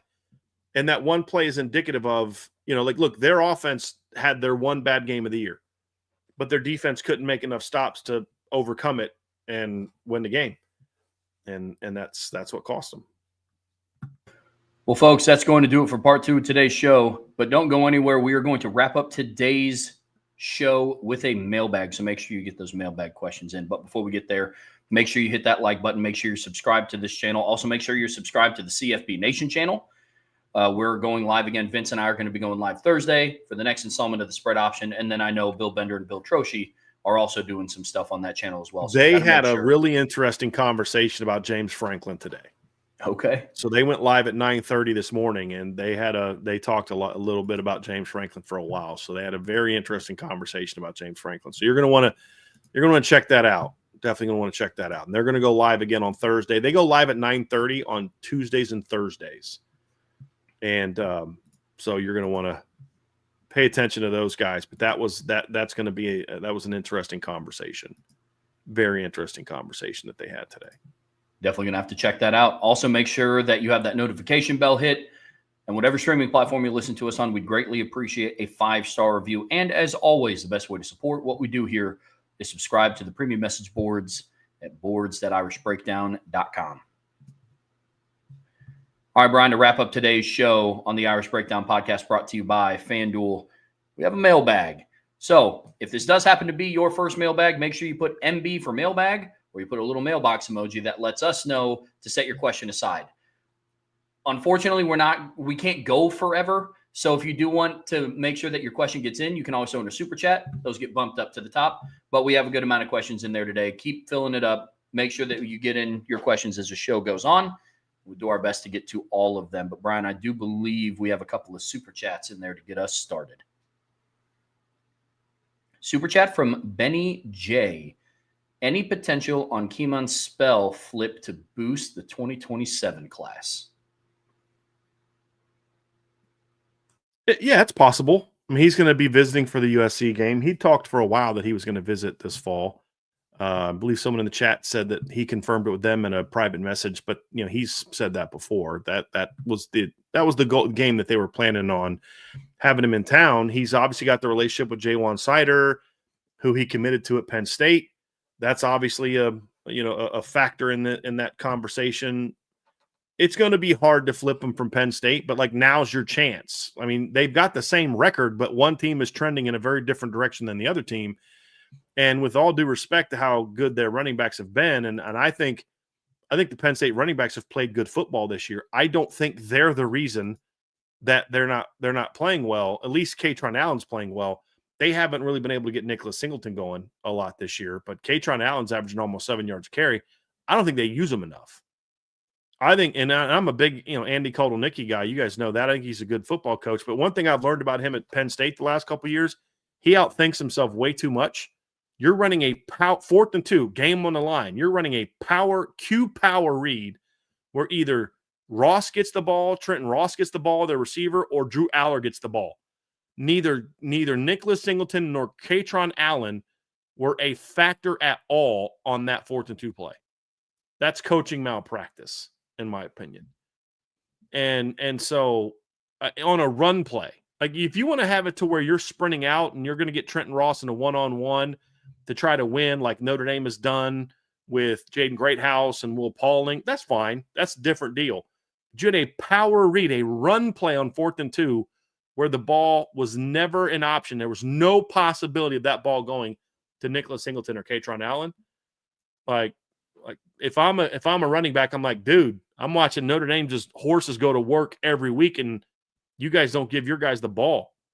Katron Allen's been better this year, but Nicholas Singleton is averaging 3.8 yards per carry this year, Trev. 3.8 yards per carry. That's not good. It's not good. Yikes. Yeah. He went for he had 20 carries against Villanova, only had 84 yards. He went 8 for 19 against Nevada. So, yeah, I would say that right now, if you're going to flip him, this is your chance. Yeah. And then the one thing he had over Jeremiah Love last year is he caught the ball a lot more than Jeremiah Love. Not this year. He's got 10 catches for 89 yards. Jeremiah did that yards-wise almost against Arkansas. He had 70 yards against Arkansas. So, yeah, it's an area where they got to get better, but it's possible. It's possible. If I was betting my mortgage on it right now, I probably wouldn't bet on it, but they're in the conversation. And if Penn State continues to struggle, and I think that they will, there's just something missing on that football team, Trevor. And you and I talked about this. I don't know if we talked about it on the show, but I remember after the second game, you and I were talking. I don't remember if it was a private conversation or it was in a show. Like, dude, I know they've won their first 2 games of Bloods. They didn't impress me in either game. Like, they didn't look great in either game. This team has not really looked good all year. They just beat up on bad teams. And then, of course, we saw what happened the next 2 games. So I think if you're going to flip them, now's your chance to kind of drive that. And if you can win your next couple games, maybe you'll have a shot to do that. But he's definitely a big-time back, and there's other big-time backs in 2027 class. And speaking of big-time backs, did anybody see what Javion Osborne did this weekend? He had, I think I saw something like 30 carries for over 300 yards. He had himself a day. Let me find – actually, a buddy of mine sent me his stat line. Let me find that here real quick. Yeah, he had 31 carries for 307 yards this weekend. So he's having himself a little bit of a good season so far. He had an earlier game. Let me find his stats real quick, see if they got his 25 stats up. Let's see here. So Javion Osborne has, in the first game of the year, he went 13 for 220 yards. He's had a 194-yard gain. He's had a 136-yard gain. He's coming off of a 309-yard game. So in 6 games, Javion Osborne has 993 yards, 9.1 yards per carry, and 12 touchdowns in 6 games. So he's having himself a start to the season. And Jonas Walton, so far this season in 7 games, has 622 rushing yards on only 64 carries. He's 9.7 yards per carry because they've been blowing a lot of teams out. So he's not playing a lot. He's had 10 carries for 123, 14 for 102, 7 for 63, 7 for 56, 6 for 61, 14 for 95, and then 6 for 122. But here's what I love about Jonas Walton, where I think people misunderstand what kind of player he is. He's got 17 catches for 291 yards and 3 more touchdowns this season. Jonas Walton does. He has had a 99-yard game, a 86-yard game, and a 70-yard game in the pass game. So in 7 games, he's got 1,106 total yards, including kick returns, and on the season. So he's having himself a season, Trev. He's definitely having himself a season. So, yeah, the current backs are doing pretty good as well. They're doing pretty good as well. It is, yeah, and Jonas Walton, for good measure, also has a kick return for a touchdown in his most recent game. So he scored kick. They've both scored kicking and receiving, rushing and receiving. Let me see if Javion's done any special. He hasn't played special teams yet, so they've combined for 24 touchdowns so far. So their 26 commits at running back are doing just as well as their current running backs. So we expect those things to continue for years to come. Definitely a good spot to be in. Super chat from James Salumi. Thank you, James. No more expletives on the board here on out, Irish Breakdown. Why don't we get Love and Price on the field at the same time and give defenses a migraine-level headache to deal with, especially when Love has shown his catching ability? I appreciate that, James, and I appreciate you taking what I said to you on the board in the right frame of mind. So I do appreciate that very, very much. look, I'd like to see that more. I think there's things they can do more. I think part of the problem is you use Jeremiah Love so much that when Jadarian Price is on the field, you kind of want him to be getting a rest. I personally would like to see them do more of it. I think there's things they can do. Like we saw Jeremiah Love motion out of the backfield against Arkansas, run a corner route for a 25-yard gain. We've seen him run slot fades. We've seen him run wheel routes. I do think they're missing some opportunities to get those two guys in the field together. And with all due respect, you want to talk about different ways to control the backside of the line when you're running your mid zone and you're running your downhill runs or your counters. Get Jeremiah Love in the slot in 21 personnel, motion him on a jet motion, and give him the ball once or twice. And then start doing that same motion when you're running downhill with Jadarian Price.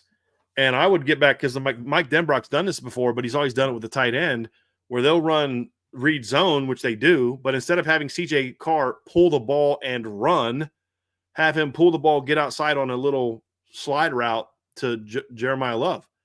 Because either you defend Jeremiah or you're playing to run. But I think something like that could be really interesting to hurt teams with and give me 7 or 8 snaps a game like that. I would absolutely do that if I was Mike Denbrock.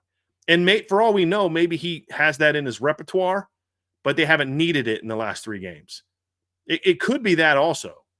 That, hey, we've had it repped, but we're not going to show it just to show it because we're going to wait for that week where we do need it. And maybe that's this week, maybe that's next week. So coaches don't do as much of that as fans think. Fans think that coaches just have these 8 great plays that they're just holding on to until the right moment. And then, that's not usually the case. But sometimes it's hey, we've got something queued up, but we're only going to go to it if we need it. Perfect example. I was talking to Chip Long. And we were talking about the 2014 Arizona State game. And you remember after Notre Dame scored, Everett threw that, I think it was to Amir Carlisle. Everett threw a touchdown pass. And Notre Dame finally got within a score. It was like 34-31. Remember, they were down 34-3. On that next drive, Arizona State ran a wheel route where Sheldon Day ran with the running back. It was a terrible call by the defensive coordinator. But I remember talking to Chip Long about that play. He goes, we knew we could, in this formation, we could get him matched up on a D lineman. Now, we didn't know it was going to be Sheldon Day, but we knew that in this alignment, we could get him matched up on a wheel route against a defensive lineman based on what Brian Van Gorder called. And so we just never needed it because we jumped on Notre Dame so quickly that we never had to go to that play. And that was the moment where we knew, okay, we need something to spark us after Notre Dame's had this comeback. So let's go to that play now. Al Board just talked about that in 2011. Trev, I don't know if you remember that, but he was talking in 2011 where we thought we had that play if we needed it, and the wheel route to Jeremy Gallen, that big play that got him in position to win the game, but the situation hadn't called for it yet, and it did in that moment. And so there is that where the game situation just never gets you to that particular look or that particular set, and so they just haven't been able to use it. But I hope that that's something that they have in their arsenal if needed, because I would love to see 7, 8 or so plays like that a game of 21 personnel. I think that would just totally screw with teams' minds. It really, really would. But I also understand, like, your receivers are blocking so well down the field that do you really want to take them off the field with your run game either? And the run game's been so freaking good the last 3 weeks. It's like, yeah, I'd like to see that too, but what do we say about the defense? If it ain't broke, why'd you try to fix it? Same thing here with the offense. Guys, what they're doing is working pretty flipping well. I broke down the run game stats. The run game against Boise State, who is a good rushing defense. We said that to y'all last week. They had 203 rushing yards on 28 carries, and that includes a -8 on a reverse that got muffed. That's a pretty good day of work. So what they're doing is working, but, you'd like to hope that they've got that queued up if they need it. I'm hoping so. Like I said, I know that the FanDuel player props aren't out yet, but I'm going to be very interested with this defense, with NC State's defense struggling the way that it has. I'm going to be very interested to see what Jeremiah Love's over-under total yards is going to be set at. I guarantee it will probably be at least 125 yards total. I could see that. Super chat from Lou Holtz, Thunder and Bolts. Thank you for the super chat. At this point, what do you need to see in each phase of the game to believe this is a championship caliber team? Realistically, how soon for each? I mean, honestly, Trevor, it's the offense just needs to keep doing what they've been doing all year. And I want to see the offensive line play like this against a better defense. And I don't know who that is yet, but that's going to kind of linger in the back of my mind of can they play like they are now against a team like Miami? That's what's going to determine championship football. But what I'll say is, I mean, I've watched this. We said Boise State had a pretty good D-line, and they do. And I thought this offensive line handled themselves pretty well in that game and played good football. So that's really the only thing there for me is, just see. I think CJ Carr just can keep doing what you're doing. Just, every good quarterback has up and down days, veterans and redshirt freshmen. But this is an incredibly talented offense. If the offensive line holds up and plays like this all year, I don't know who beats this team. I mean, I really believe that, as long as the defense can play good football. If the defense can be the rest of the year what they've been the last 2 weeks and really the last 9 quarters, because I thought they got more aggressive in the fourth quarter against Purdue, then I think this team could play championship football. Then the final piece to me is they got to shore up their kicking game. This is the second year in a row their kicking game's been a mess. Well, it's injuries. Yeah, okay, then why do you keep having kickers have injuries? And what was Mitchell Evans or Mitch Jeter last year? Was it also a hip? It was either hip or a quad. So you've had 2 basically core muscle area injuries for your kickers in 2 years. It's time to look in the mirror and be like, is there something we're doing or not doing in the stretching program and the strength program that's causing our starting kicker now 2 years in a row to deal with leg injuries or hip injuries, like core to lower body injuries? That part concerns me more than anything else if the defense that we saw this past week is legit. And what I mean legit is not that they have to hold every opponent they played to 7 points, but more so that this style is something we're going to see more consistently. This level of execution within that aggressiveness is something we're going to see more consistently. If they do that, honestly, Lou Holtz, Thunder and Bolts, then this is the team that we thought they were preseason. The offense is what we thought they were. And I'll even say this, Trev, I'd like to get your opinion on this if you agree or disagree with me on this. I think the offense is actually ahead of schedule for what I thought it was going to be this year. It really is. And if the defense can just play like it's supposed to, then I'm back to what I thought preseason, which is I don't know that there's a better team in college football than this one. And the only team that I think right now even holds a candle to this team when they're playing their game is Miami and Ohio State. That's it. Because you have to look at Miami now and say the way they've played since Notre Dame, maybe some of what we saw was just them forcing Notre Dame into some mistakes and some stops because they're actually pretty good. And that's part of it. But then other part of it is Notre Dame made their own mistakes, play calling, execution, different things like that. Those are the 3 best teams in college football when they're on. With all due respect to Oregon, with all due respect to Ole Miss, with all due respect to Texas A&M, with all due respect to Indiana, who's been very good this year, when they're on, there's nobody better in the country right now than Notre Dame, Ohio State, or Miami.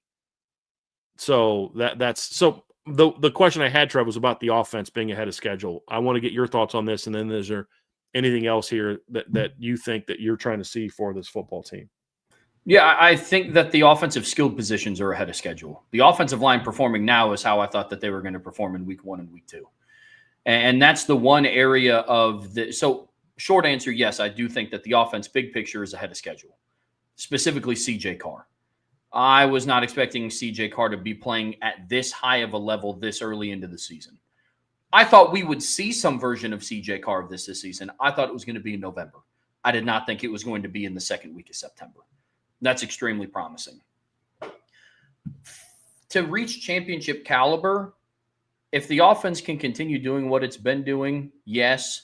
Unfortunately, there's just going to be some things that, in my eyes, aren't going to get answered until if and when they make the playoffs. I don't know how this offensive line is going to do in pass protection against really good defensive ends. And in the regular season, it's fair to say, okay, well, there's not another Reuben Bain. Agreed. There's not another Akeem Mesidor. Sure. When you reach the playoffs, you're going to reach another team and play another team with a good edge rusher. And there's not another team on Notre Dame's regular season that's going to be able to answer that question. There's some quality players. Quincy Rhodes for Arkansas is a good football player. We just got done talking about, the kid from NC State, one of their edge rushers is a good player. We talked about Jaden Vergen-Morgan for Boise State. He's a good player. They're not playoff caliber defensive ends in my eyes. And so we're just not going number ones. No. Like, I think a guy like Jaden Vergen-Morgan, I think the kid that for Arkansas, I think the kid for NC State would be really good complements to a stud D end on the other side. Sure. But to your point, they're not the dudes for a playoff caliber team like they are for their current teams. I agree with that. Yeah, because we watched Jaden Vergen-Morgan be that complementary piece to their best edge rusher last year on a Boise State playoff team. And so that's the one area that concerns me is this offensive line's performance against a good defensive line. Because like we said in the earlier segment in the show, the common theme lately for Notre Dame has been, okay, well, they're facing really good offenses and not good defenses. They've had some individual tough tasks, the size of the Arkansas defensive line, the quickness of a Boise State defensive line, and they held up well. You can find some pieces in there. It's like, okay, they're building up well. But then what did we see last season with this offensive line? Hey, they're getting better every week. They looked really good against Stanford and Navy and Army. And then they got to the postseason and they struggled with Georgia's defensive front. They struggled with Penn State's defensive front. They struggled with Ohio State's defensive front. So some of the answers we're just not going to get until we get to the postseason on offense. But if they keep trending in the right direction, they can compete for a championship. And then defensively keep ascending in the right direction. Have to. Because that is the one thing where I think that you could say, like, hey, look, man, between Arkansas's offense and NC State's offense and USC's offense and what Pitt could potentially bring to the table. And even Boise, we talked about how many points they were scoring and the big plays they were averaging coming into this game, too. They have a legitimately good group of skill players. They didn't have the quarterback, but then Notre Dame just smothered them. Their receivers were doing nothing in that game. Yep. But I'll say this, Lou. I think that the defense is going to be able to tell me more because of the level of competition that they're playing, opposed to what the offense is going to be able to show me. Because, one, the offense has kind of already showed me a lot. One. Two, the level of play for the defense and the level of opponents that they're having to go up against is significantly higher than what the offense is going to have to go up against for Notre Dame. Yeah. And then special teams. That is a fascinating point, Trevor. Like, you look at the schedule the rest of the way and you're like, the offense is just really competing against themselves each week. They really are. USC can do some things. Pitt can do some things. But in reality, they're competing against themselves the rest of the way. The defense legitimately faces still several really good offenses left on the schedule. And the next 2 weeks are certainly arguably the two best, but they still have to play Blake Horvath and Navy in the triple option. When the BCO line can give Dylan Lonergan time, him and that receiving core are very good. Hopefully Syracuse can get back on track. They've struggled with their 2 games under Ricky Collins, but like Pitt is coming off a 48-0 beatdown of BC where they had their backup quarterback in the game. You talked about how much you like their receiving core before the season also, Trev, and it's coming to fruition. Good call on that one. But and they didn't even have Desmond Reed either in that game. Like Trev was like, we were looking at the box score and he was like, what Desmond Reed do? And we're like, dude, he didn't play. And they still did 48. Everything that I read, too, is the decision to play their backup quarterback was on purpose. They just benched Eli Holstein, which I thought was interesting. I think it's his turnovers. He had like 11 interceptions. He had 11 touchdowns, 6 interceptions on the season so far. So I think they just made the decision to go away from him. Yeah. And start the true freshman.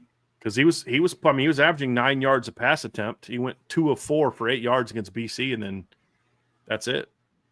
So I guess that's old Narduzzi blaming the quarterback for why they're struggling. What are we going to do when this kid starts throwing picks? So some things never change, my friend. Some things never change. Guess not, man. Super chat from Andrew Berg. Thank you, Andrew. How many rushing yards would Jeremiah Love have behind the 2017 offensive line? Look, I get what you're saying about Jeremiah Love, but honestly, right now, the guy that I'm wondering that question about is Jadarian Price. Yeah. This duo would easily easily both be over 1,000 yards under the 2017 offensive line. And that's no knock on this current offensive line. They've played very well in the run game the last couple weeks, last 3 games. But that 2017 O-line was a generational offensive line. Yeah. I mean, they were 50 yards here, 60 yards, 70 yards there, 80 yards here. That O-line was absurd. Mm-hmm. I wish we could find that out. Like we're like in the last Rocky, right? So Rocky 5. I keep telling you it's Rocky 5. You keep saying Rocky Balboa. It's Rocky 5. There was no other Rocky 5 before that. There was no movie with Tommy Morrison with Rocky Balboa. That was a bad dream that I had. But they're doing that computer generated fight at the beginning. I would love if I could do something like that where I could like take Jeremiah Love and put him into that simulation and Jadarian Price into that simulation and see what they do. That'd have been fun to watch. Even the 2015 offensive line would have been fun to watch. I mean, they opened up holes to allow a receiver to gain 1,000 yards in 2015. You know what I mean? Like CJ Prosise was a converted wide receiver that offseason, and he rushed for 1,000 yards. What would he have done with Jeremiah Love and Jadarian Price? I mean, that'd be fun to watch. But, I mean, the thing that would be interesting, Trip, it would be more so the yards per carry. Yeah. Would be the big number that would be, I think, a bit ridiculous for Jeremiah. I think that would be more improved, which would then play into the yards. If you could put Jeremiah Love on any other Notre Dame offense, like not the ones that he's currently been in, so not 23 through 25, to improve the offense, which one would you put him on? It's a great question. So I got my answer. Yeah. Part of me wants to go 2015. Yeah. And then that would allow CJ Prosise to either stay as a receiver or be more of a rotational guy, but that offense was still pretty good. If I could put him on any other team, who would it be? I don't want to say 2020 because I don't want the Kyron fans to get mad at me.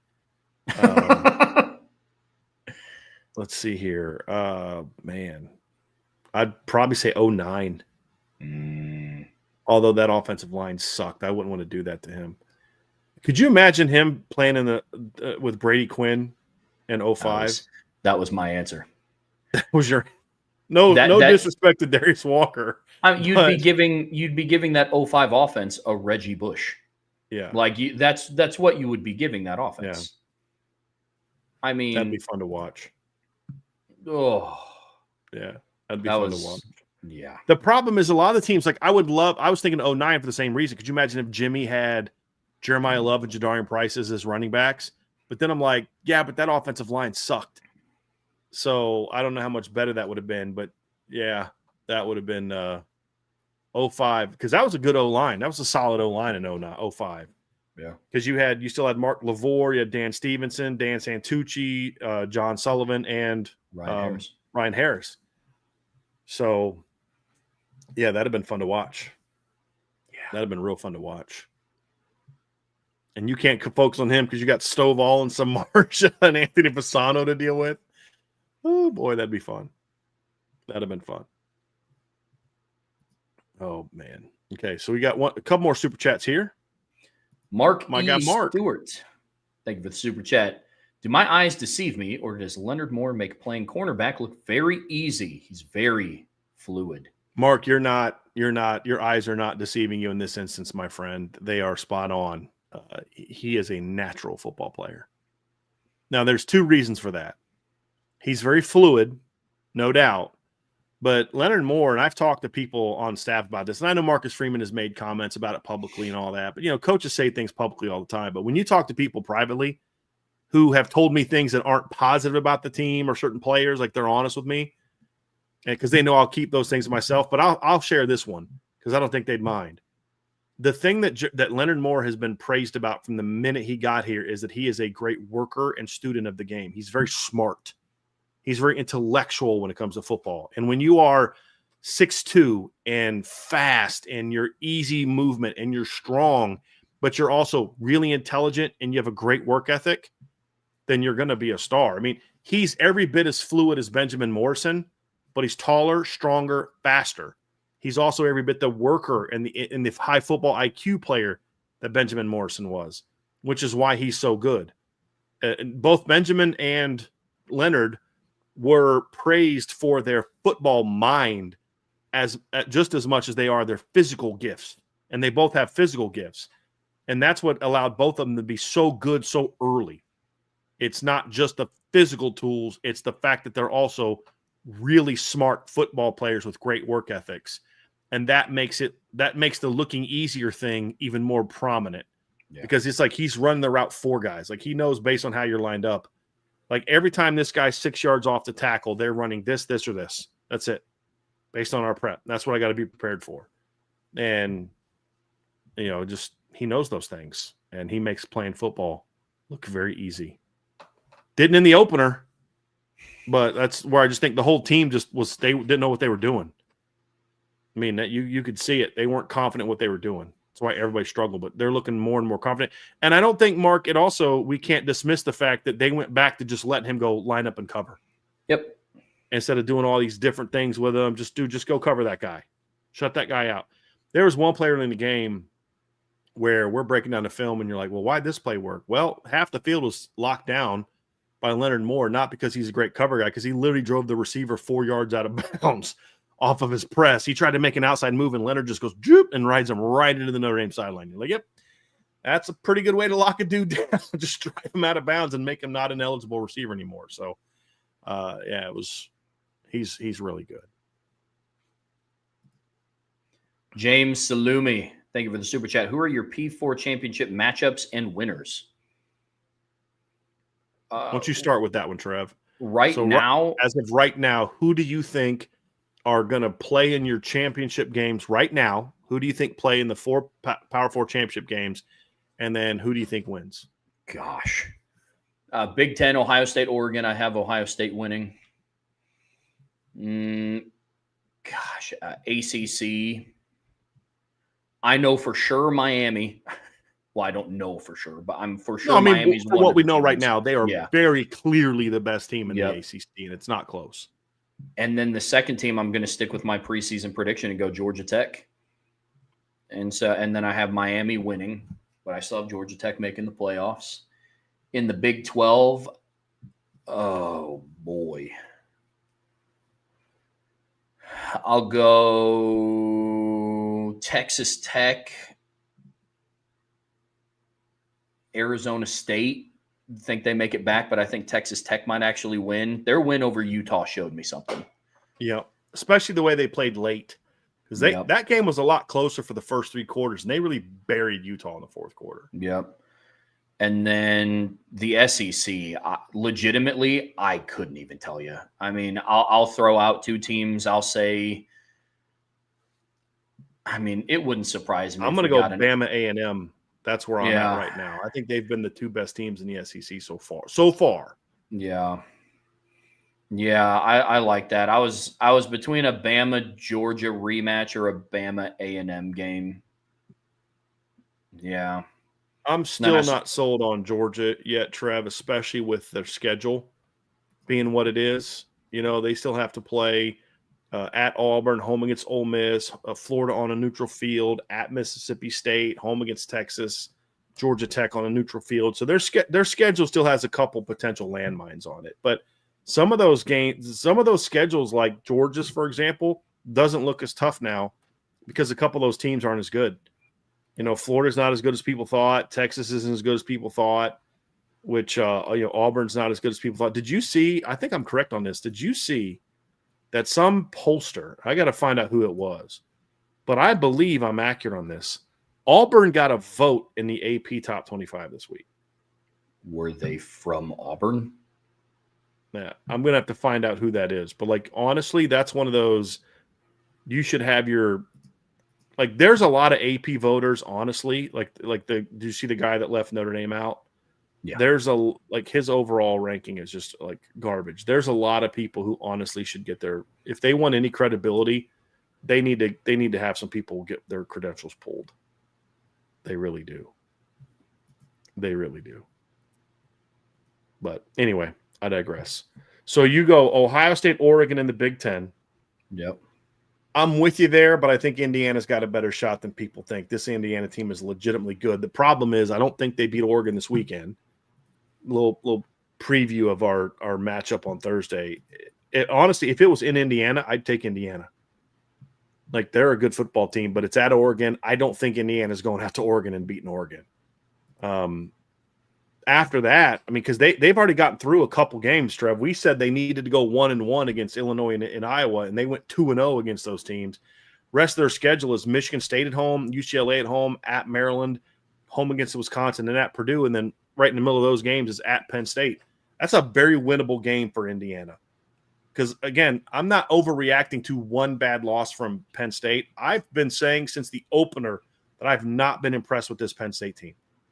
And you're talking to a couple guys that had Penn State as a preseason top 5 team. We thought this was going to be a really good Penn State team. Yeah. This isn't James Franklin hate. This is just, guys, this is what my eyes are telling me. And I think it right now it is a 3-team race. And Oregon, as long as Oregon can avoid the bad upset, I think that they're the win at Penn State set them up nicely, Trev, to if they win this weekend, they can now have a upset loss to USC or at Washington at the end and still be in because they'd have the tiebreaker over Indiana. Yeah. And Penn State. Let's just say Penn State gets hot and runs the table rest of the way. Ohio State would have a loss. Indiana would have 2 losses.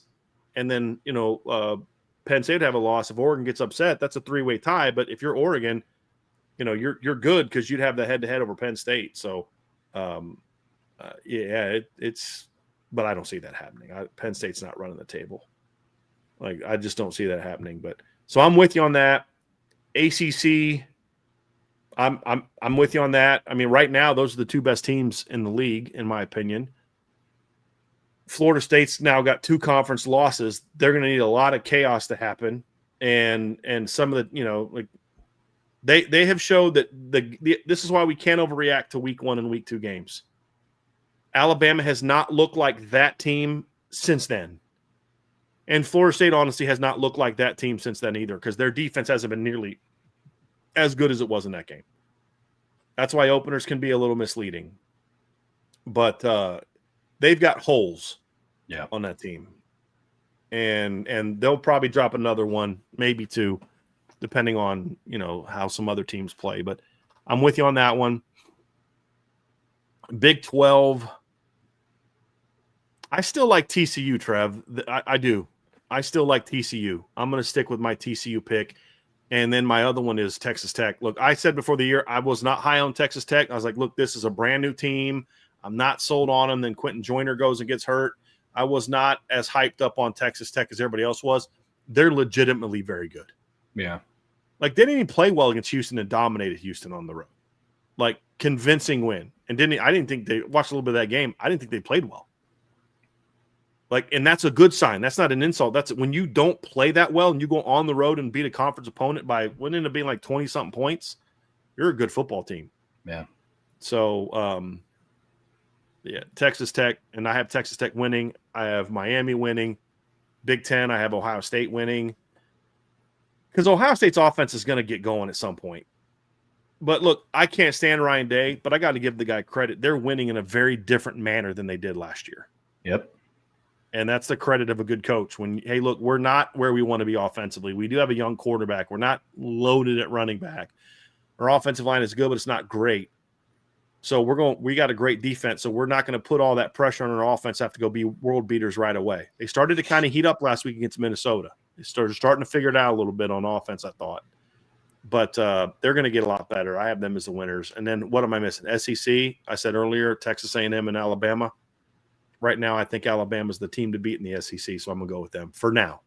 But guys, there's a lot of football left. Even just in October, we're going to have, I think, a lot more clarity going into November than people think about who's good or not good. Now, that doesn't mean we're going to know our 12 going into November, but we're going to know who the pretenders are and who the contenders are when we go into November. Yeah. Because some teams are going to get exposed because of, and that could mean a good or a bad thing. You can also be exposed to something excellent over these next 2-3 weeks, for sure. Good question, James. Nikki Sandausch D21 with the super chat. Thank you, Nikki. I have a few presents for you that I know when you see them you will love, but you can't wear it until the gap is fully closed. Also, what lot do you tailgate in? Joyce lot. is where we'll tailgate. Oh, by the way, if anybody has a parking pass or two that they are willing to sell me for the game against NC State and USC, I would greatly appreciate that. So we are looking to still get passes. The person who used to hook me up with those in the past is no longer working at Notre Dame, so I don't have that connection. But I definitely would like to, if you have parking passes that you're willing to share, I would greatly appreciate that. So just shoot me either DM on Twitter at Coach D178 or shoot me an email at brian@irishbreakdown.com. And my first name spelled the Y. I would greatly appreciate that. So, yeah, just a little bit of heads up on that. So, but it'll be NC State and USC are the games. There's some available on SeatGeek, but they're right now a little bit outside of my price range. So give me a shout and let me know if you have those. But yeah, we'll be in Joy Slot ideally. That's the plan.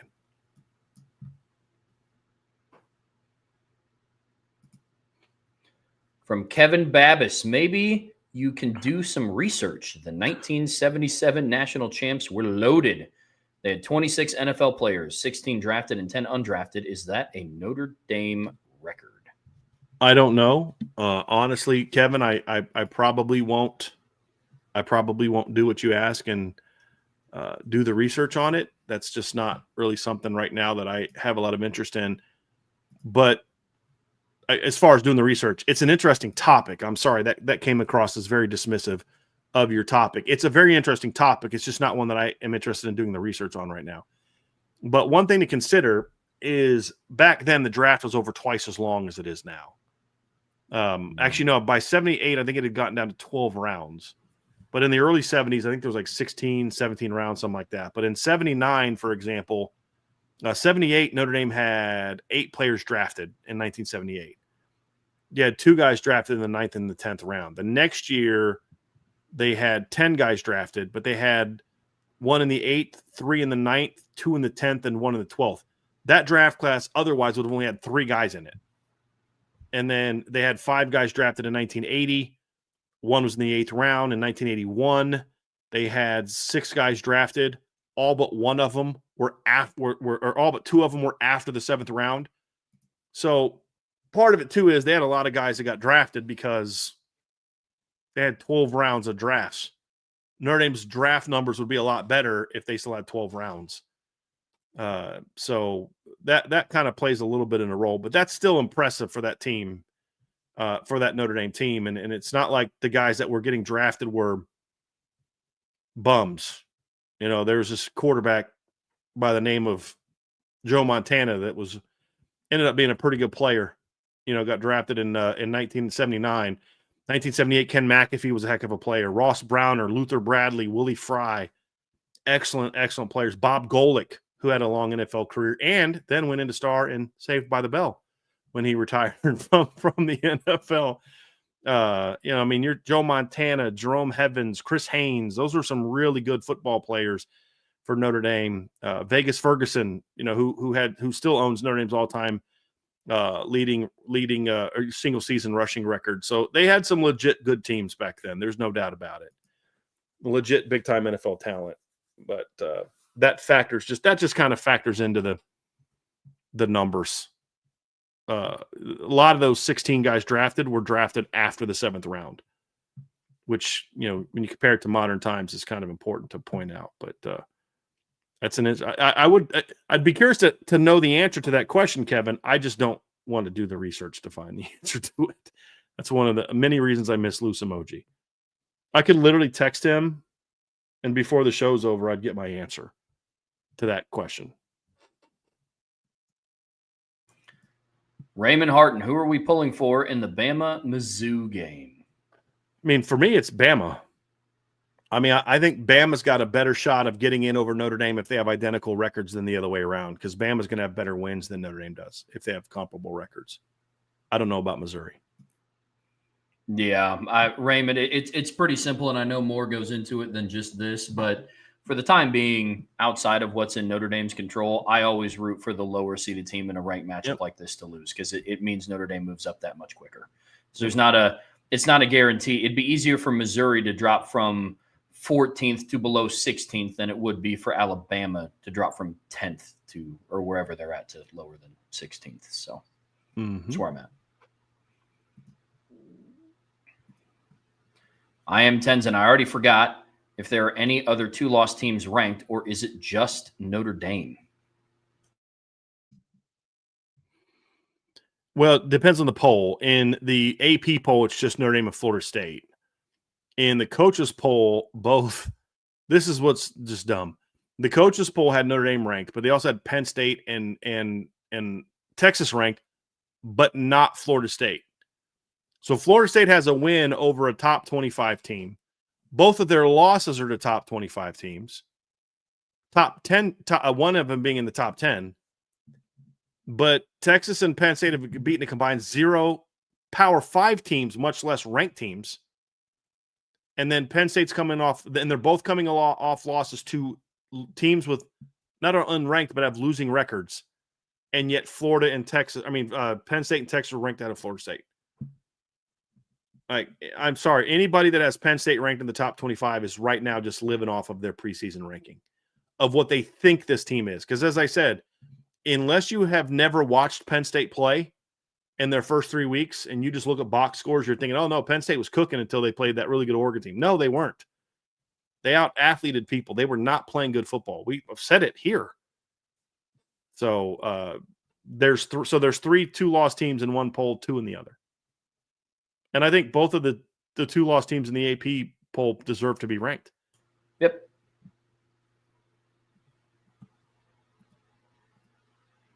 From Tristan Schaub, is the gap between good top teams, but not elite, and just good middle-tier teams slowly closing? A better way to ask, is the talent gap slowly closing? Yeah, I don't know that it's even slowly closing. I think it's closed pretty quickly. Yeah. And I think it's 100% because of the transfer portal and NIL. And so what you're seeing is you're not seeing kids stay around and just be backups until their junior years as much as at an Alabama or a Georgia or a Clemson. You're seeing those guys transfer, going and playing somewhere else, and going to Ole Miss, going to those schools. You're seeing these really good FCS players, really good G5 players now getting kind of picked away from the group of 5, and the lower Power 4 teams to come play for an Ole Miss. Look, where would Ole Miss be right now with Austin Simmons being down if the transfer portal wasn't a thing? They wouldn't have Trinidad Chambliss, who's won back-to-back national championships at the D2 level as their quarterback to step in and play. Like, they wouldn't have that. It'd be a different animal. Where would Florida State be right now if the portal wasn't a thing? So I absolutely think the transfer portal has depleted the depth of certain teams and raised the overall talent level for other teams. So I don't even think it's slow. I even think you could even throw in the elite teams. I think the gap is closing. It's still pretty great in some instances. The gap between Notre Dame and Arkansas is still pretty significant. The gap between Ohio State and Minnesota is still pretty significant. But the talent gap between Oregon and some other teams isn't quite as much as it was. The talent gap between Alabama and some other teams isn't quite as much as it was. Georgia isn't quite as much as it was. Notre Dame and other teams that they'll play, maybe not quite as much as it was, but especially a lot of the SEC and ACC teams, in Big 12 teams, you're seeing a lot of the top teams lose players to other teams, and you're seeing teams be able to go out and find those really good G5 or group of 5 players, FCS or G5 players that they can now go poach. And I don't say that in a bad way. That's the rules that they wouldn't have had in the past. I mean, if you think the gap between Notre Dame and Arkansas is bad now, imagine what it would have been like if they couldn't have gone and got a Taylor Green, if they couldn't have gone and got an Omega Blake and guys like that. I forget his first name, the Washington kid, the running back they had. Mike Washington. They got from a G5 team. Imagine what the game would have looked like then. Where would Notre Dame be right now if they didn't have Malachi Fields, if they didn't have, some of the guys, Riley Leonard last year. So the portal has absolutely allowed teams to close the gap on the top teams, including the elite teams. Notre Dame doesn't play for the title last year if it's not for the portal. Ohio State would have had a better shot at being in the championship game without the portal than Notre Dame would have been. Oh, yeah. In my opinion. Agreed.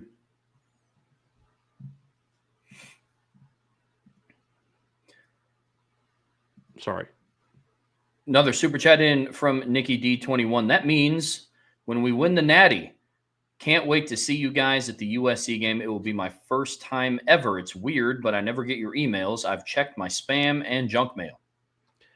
I don't really send out a lot of emails, Nikki. And I don't know if you're a member, but I'll tell you what, do me a favor, email me at brian@irishbreakdown.com and we can communicate about what emails you think you should be getting. There's also some things I'm going to start doing here for board members regarding emails. So we'll talk about those as well, but it'll be great. Hopefully we'll get a chance to meet you, and we'll be at the tailgate, and it should be a fun night. Should be a fun night.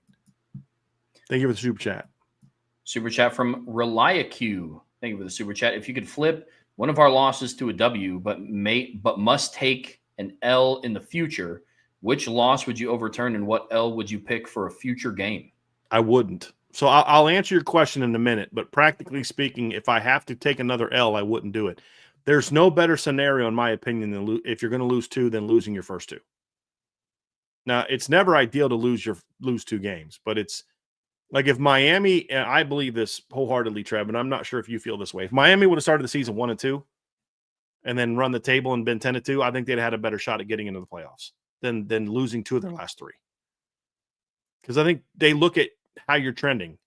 Think back to that USC team in 2016 that I've talked about. They would have gotten into the college football playoffs in 2016 if it was a 12-team playoff. I think they finished the regular season 8th or 9th. That's the team that started 1-3. They're not ranked in the top 10 if one of their three losses was in November. Like, they just wouldn't. That's just like, I'm not saying that's fair. And the committee says, no, we look at your overall resume. Bull. Because certain teams that lose late in the year do get dinged for that. So, no, I'd rather not do that. If I had to do that, God, I mean, honestly, there's no good scenario, Trev. There's no team in November that I'd be okay losing to. I don't want a bad loss on my resume. And the two losses Notre Dame has they'll have two of the best losses in college football at the end of the year, in my opinion. It's not ideal, but I'd rather have that than a November loss at Pitt. Like, yeah, an October loss to NC State or USC. I'd rather not have that, because then the thing is if they beat Miami or A&M, neither of those teams are ranked nearly as high as they are right now. Those teams' ranking is primarily fueled by beating Notre Dame. And so, like, I don't think that Miami's ranked in the top 5 if Notre Dame beats them in the opener, because they were 10th. They would have fallen down a couple spots. Beating Florida State doesn't jump them into the top 5. A&M was not even in the top 15. If they lose to Notre Dame, what win are they jumping back in the top 15 for right now? So I wouldn't flip that, and I honestly can't think of a good loss to have for a future game. We're past that point now where any of those losses would be okay. None of those losses would be better than the early season loss.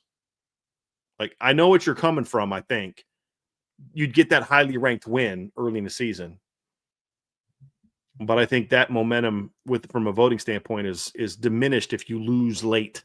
That's just my 2 cents. That's what killed Alabama last year. Not only did they have bad losses, but their two of their bad losses were late. So it killed Ole Miss last year. They had the late bad losses. Killed Miami last year. Had the late bad losses. Yeah, ReliaQ, unfortunately, I mean, most of my answers are just kind of like, smart answers. Like, you didn't specify future when, so I looked at Notre Dame's 2037 schedule. I guess they could lose to Clemson in 2037. So you never specified when in the future. You just said in the future. So, but in all seriousness, if I had to choose between one of the other, I would overturn the Texas A&M loss. If Notre Dame's only loss of the season came to Miami on the road in week 1, starting a redshirt freshman quarterback to what is now the number 2 team in the country, I'd rather have that than Texas A&M. Plus, I think Texas A&M has more room to falter as their season progresses than Miami does. So who would your loss be then to? Who would your second loss be to? Because I don't disagree with that being the one I would flip, but who would the loss be to? probably USC. So you're still 5-2 going into the bye, I guess, and then that way you could try to play the rivalry game card.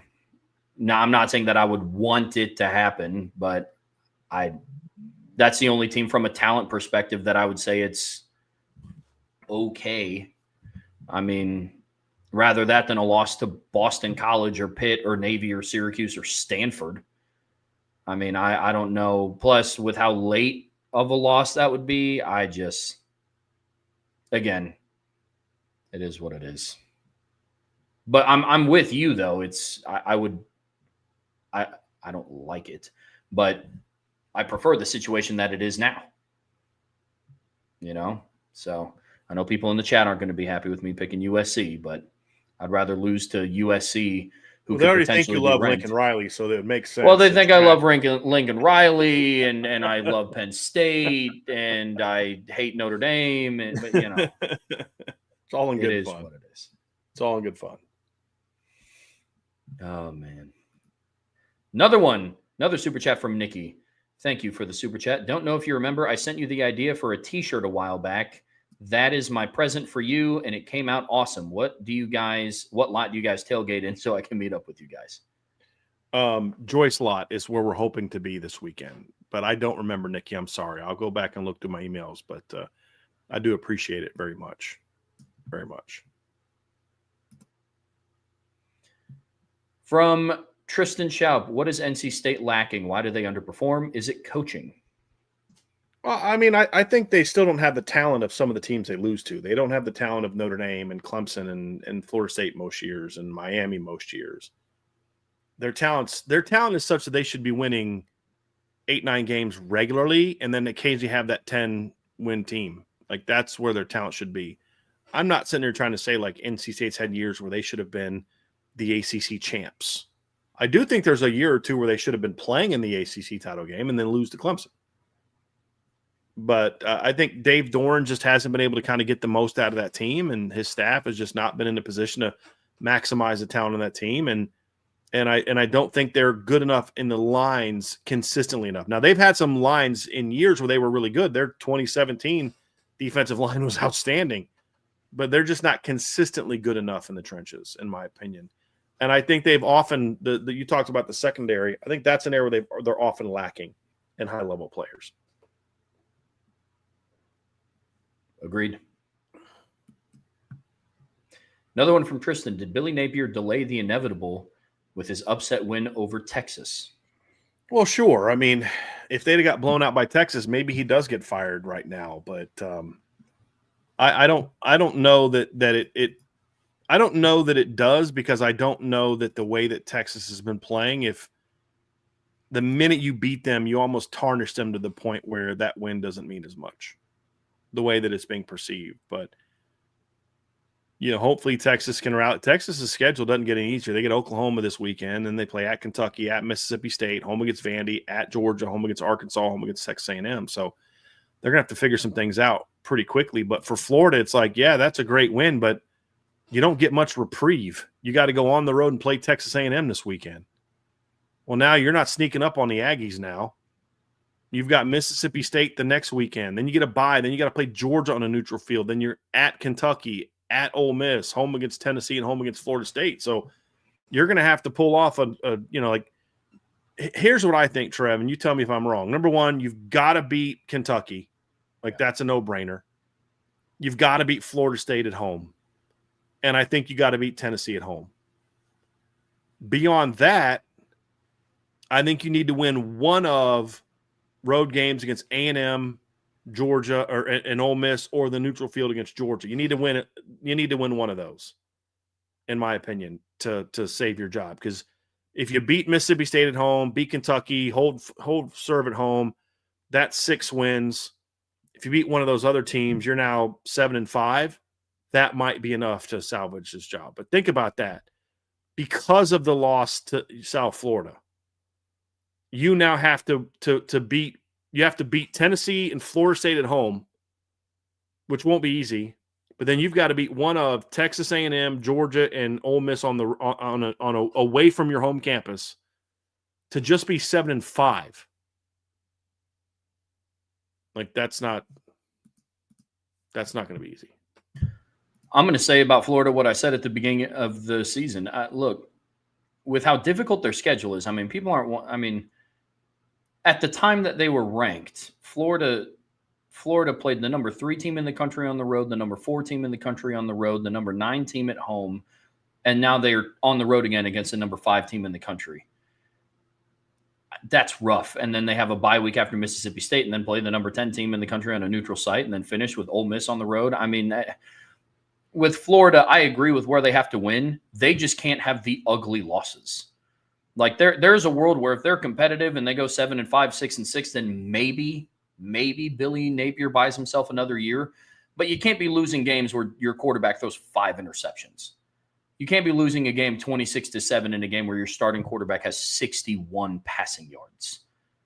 It just can't look like that. I mean, if you're losing games in the way that Notre Dame lost to Miami or the way that, Notre Dame lost to Texas A&M, and that's how it comes down to the wire, but you're competitive, but you can play hey man, we have the hardest schedule in the SEC. What gives? Like that we're just beaten down. Maybe that buys them another year, but short answer, Tristan. Yeah, I mean, did it delay the inevitable? Maybe, but it just kind of depends on what Texas does the rest of the year too. Honestly, Trevor, I think the only thing that's truly delayed the inevitable is his buyout. Sure. And if we weren't in the NIL era, I think he's already gone. I don't think he makes it through last season. I don't think he makes it to the point where he could have pulled off that upset over Ole Miss. I think it's the buyout combined with the fact that you have to now start paying $20 million a year to pay your rosters, your athletes. I think that's a big part of why he did get fired. And I still think that's where we are. Yeah, that's fair. From Mad14ND, how will Notre Dame secondary hold up against NC State's wide receivers, and who will be playing where? Well, you're going to have Christian Gray to the field, Leonard Moore to the boundary, and Dallas Golden in the nickel. And then you're going to have Mark Zachary working in as well. Look, they can hold up against any receiving corps in the country if they play their game and they're allowed to play their game. I mean, I have no doubt about that. Leonard Moore, in my opinion, is the best cornerback in college football. And if Christian Gray plays like he did the last couple of weeks, he's back to playing like Christian Gray. He's looked like Christian Gray the last 2 weeks. And, so I think they can play with anybody. But you got to be on top of your game because one mistake can be a 40-yard gain against this receiving corps. I mean, that's the reality of it. And we saw that last week. One mistake by Christian Gray results in a 28-yard gain. So you're playing good receiving corps. You can't make those kind of mistakes that you might make against some other games. But how do they hold up? Look, Notre Dame's secondary, in my opinion, now that they've got Tay Johnson in the game with Dallas Golden and Devontae Smith instead of Carson Hobbs, with Leonard Moore healthy, Adon Schuler playing like Adon Schuler, they're more talented in the secondary than NC State is at receiver. They're more talented in the secondary than any team they play is at receiver outside of maybe USC. And I don't even think that's the case because if I'm being honest, I don't think Mekhi Lemon or Jacoby Lane or anybody else is better than Leonard Moore. But the gap is such that if you don't play well, those teams can hurt you. Just like last year against USC. And if Notre Dame's defense would have played their game against USC doesn't have the success they had, but they had an off day and USC carved them up. And NC State's got that ability as well, at quarterback and receiver.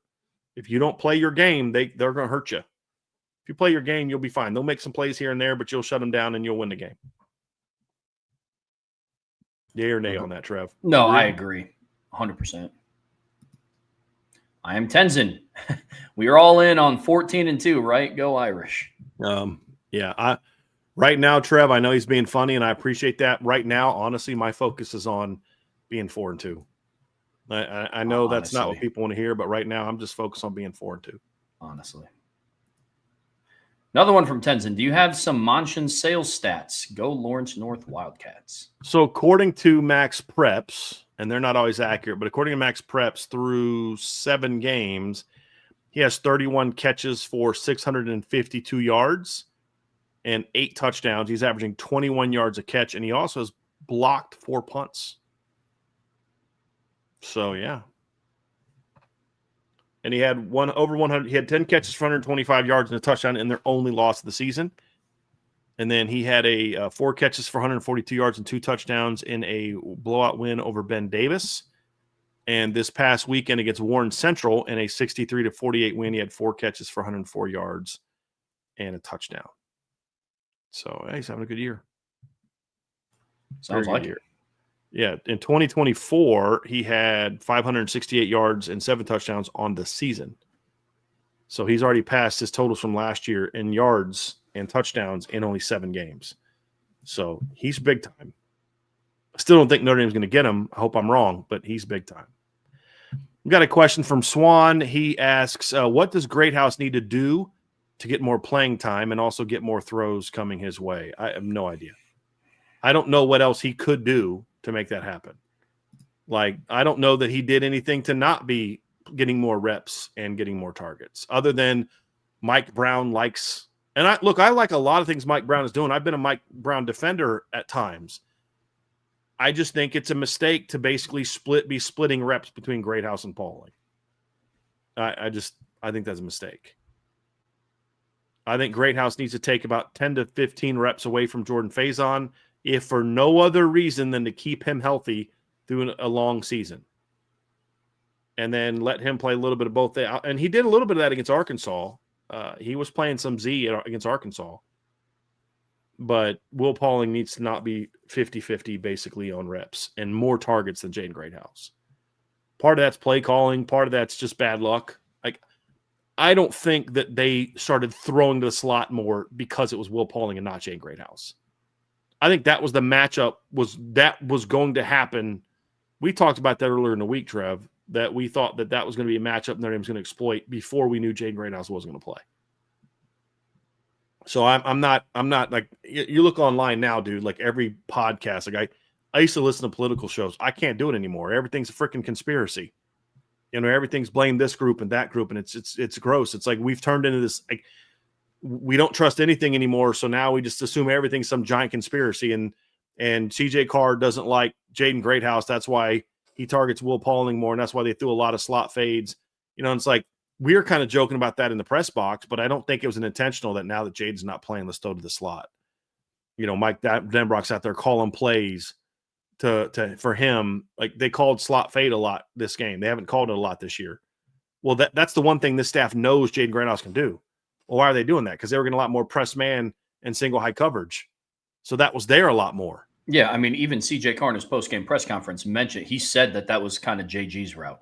Like, he said that verbatim in his post-game press conference. So, yeah, I'm with you. Robert Bishop, it seems that a lot of people are excited about getting the other tight end back from injury soon, talking about Cooper Flanagan.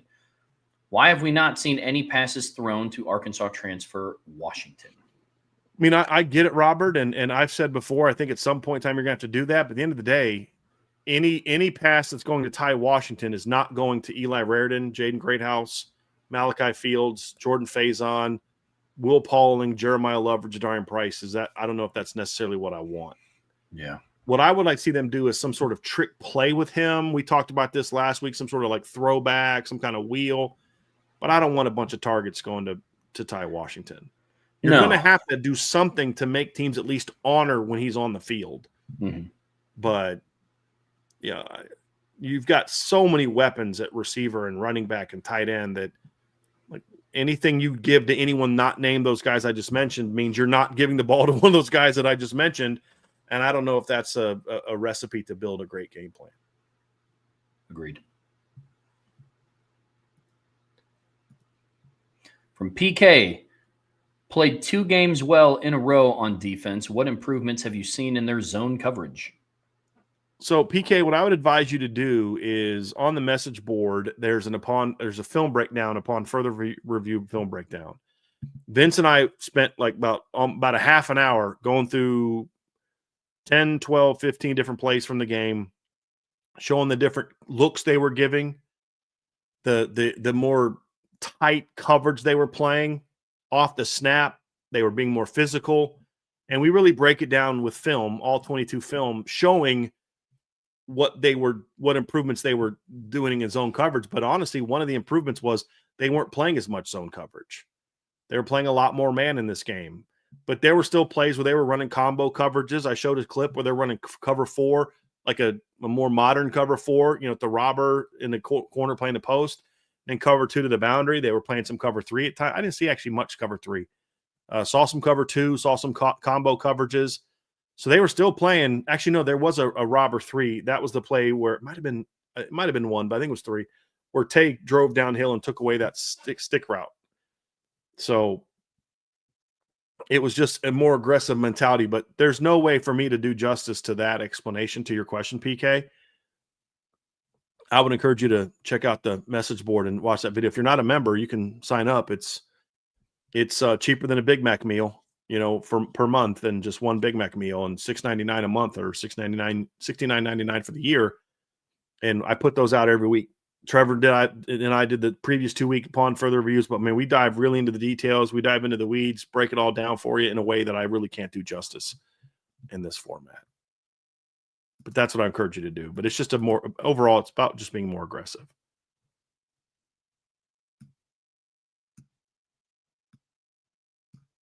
I was muted. Sorry. Yeah. Do you think Marcus Freeman has taken a lot of the reins on the defense behind closed doors recently?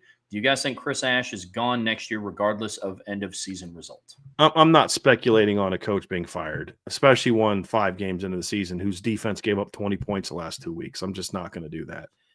Do I think Marcus Freeman has taken the reins? No, I don't. I think Chris Ash was calling plays on Saturday. Do I think that Marcus Freeman has been more involved in every aspect of the defense? Absolutely. And that's okay. It doesn't mean, Chris Ash sucks.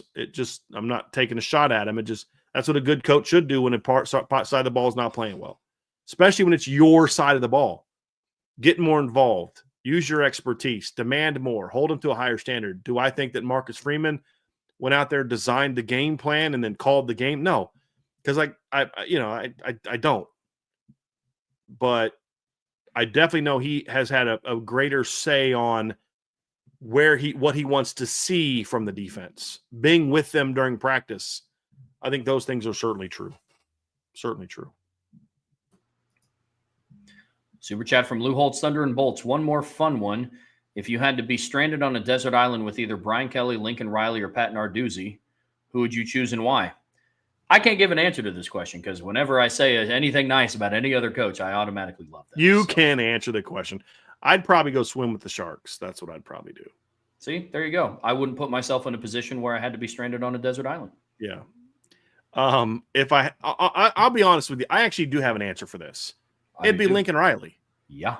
And I've kind of answered this one before. I don't think Lincoln Riley's a very good head football coach. I think he's a very smart offensive mind.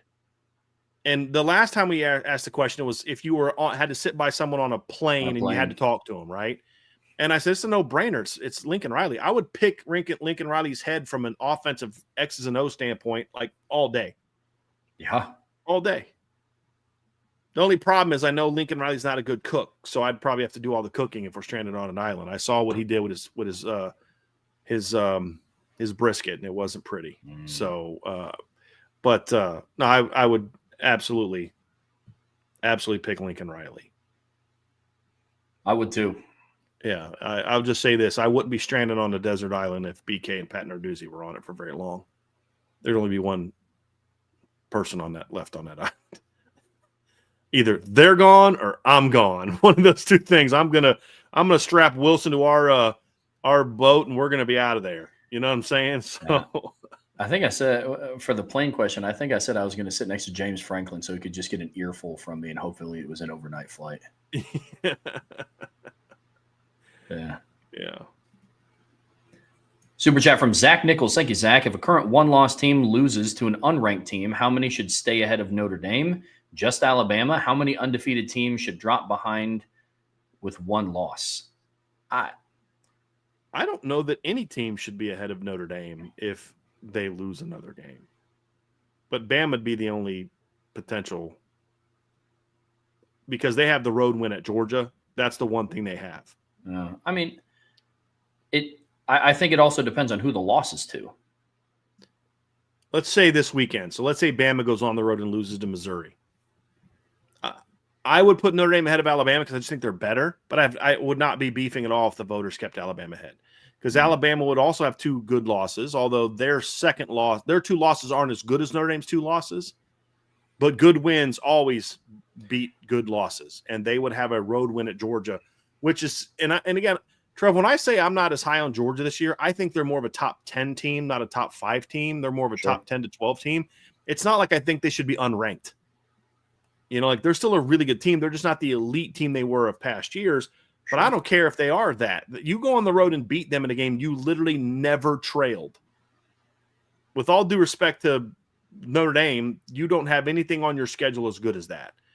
And so I would still have them ahead of Notre Dame. I would still be okay if people had them ahead of Notre Dame. I personally would rank Notre Dame better because I think Notre Dame still has been more impressive this year than has Alabama overall. I think they're a better team than Alabama. They have less holes in Alabama, especially if they keep playing defense the way they are now. But if you're just looking at resume, it's not really arguable who has the better resume, even if they lose to like a Missouri this weekend. Or, looking at Alabama's schedule, let's see here. I know they've got LSU coming up here soon, I believe. So they've got at Missouri this weekend, home against Tennessee, at South Carolina, home against LSU, home against Oklahoma, home against Eastern Illinois, at Auburn. If they lose to any of the next 5 opponents, that's a pretty good loss. But if they only have 2 losses, that's a lot of ranked wins that they're going to have on their resume. So resume-wise, I would assume that Alabama at 10-2 is going to be ranked ahead of Notre Dame at 10-2. And if we're just going resume, I would agree with that. To me, it's more than just the resume. It's also just watching these teams play. But if we're just trying to talk resume, at that point in time, Alabama would absolutely have a better resume than Notre Dame. Just a better on-paper resume than Notre Dame. Agreed. Like I said, Zach, my answer to this question, like Brian just pointed out, it depends on the team. And it depends on who you lost to. Missouri's undefeated. If they lose to Alabama, I think they should drop at least 2 spots behind Notre Dame. Right. But if Ohio State loses this weekend to Illinois, I don't think that they drop behind Notre Dame. And neither should either Oregon or Indiana. No. Neither one of those teams. I don't care if one of them loses by 20-some points. Their overall resumes are still better than Notre Dame's overall resume. Mm-hmm. Now, do I think Notre Dame would beat both of those teams on a neutral field? I do. But that's not how it should.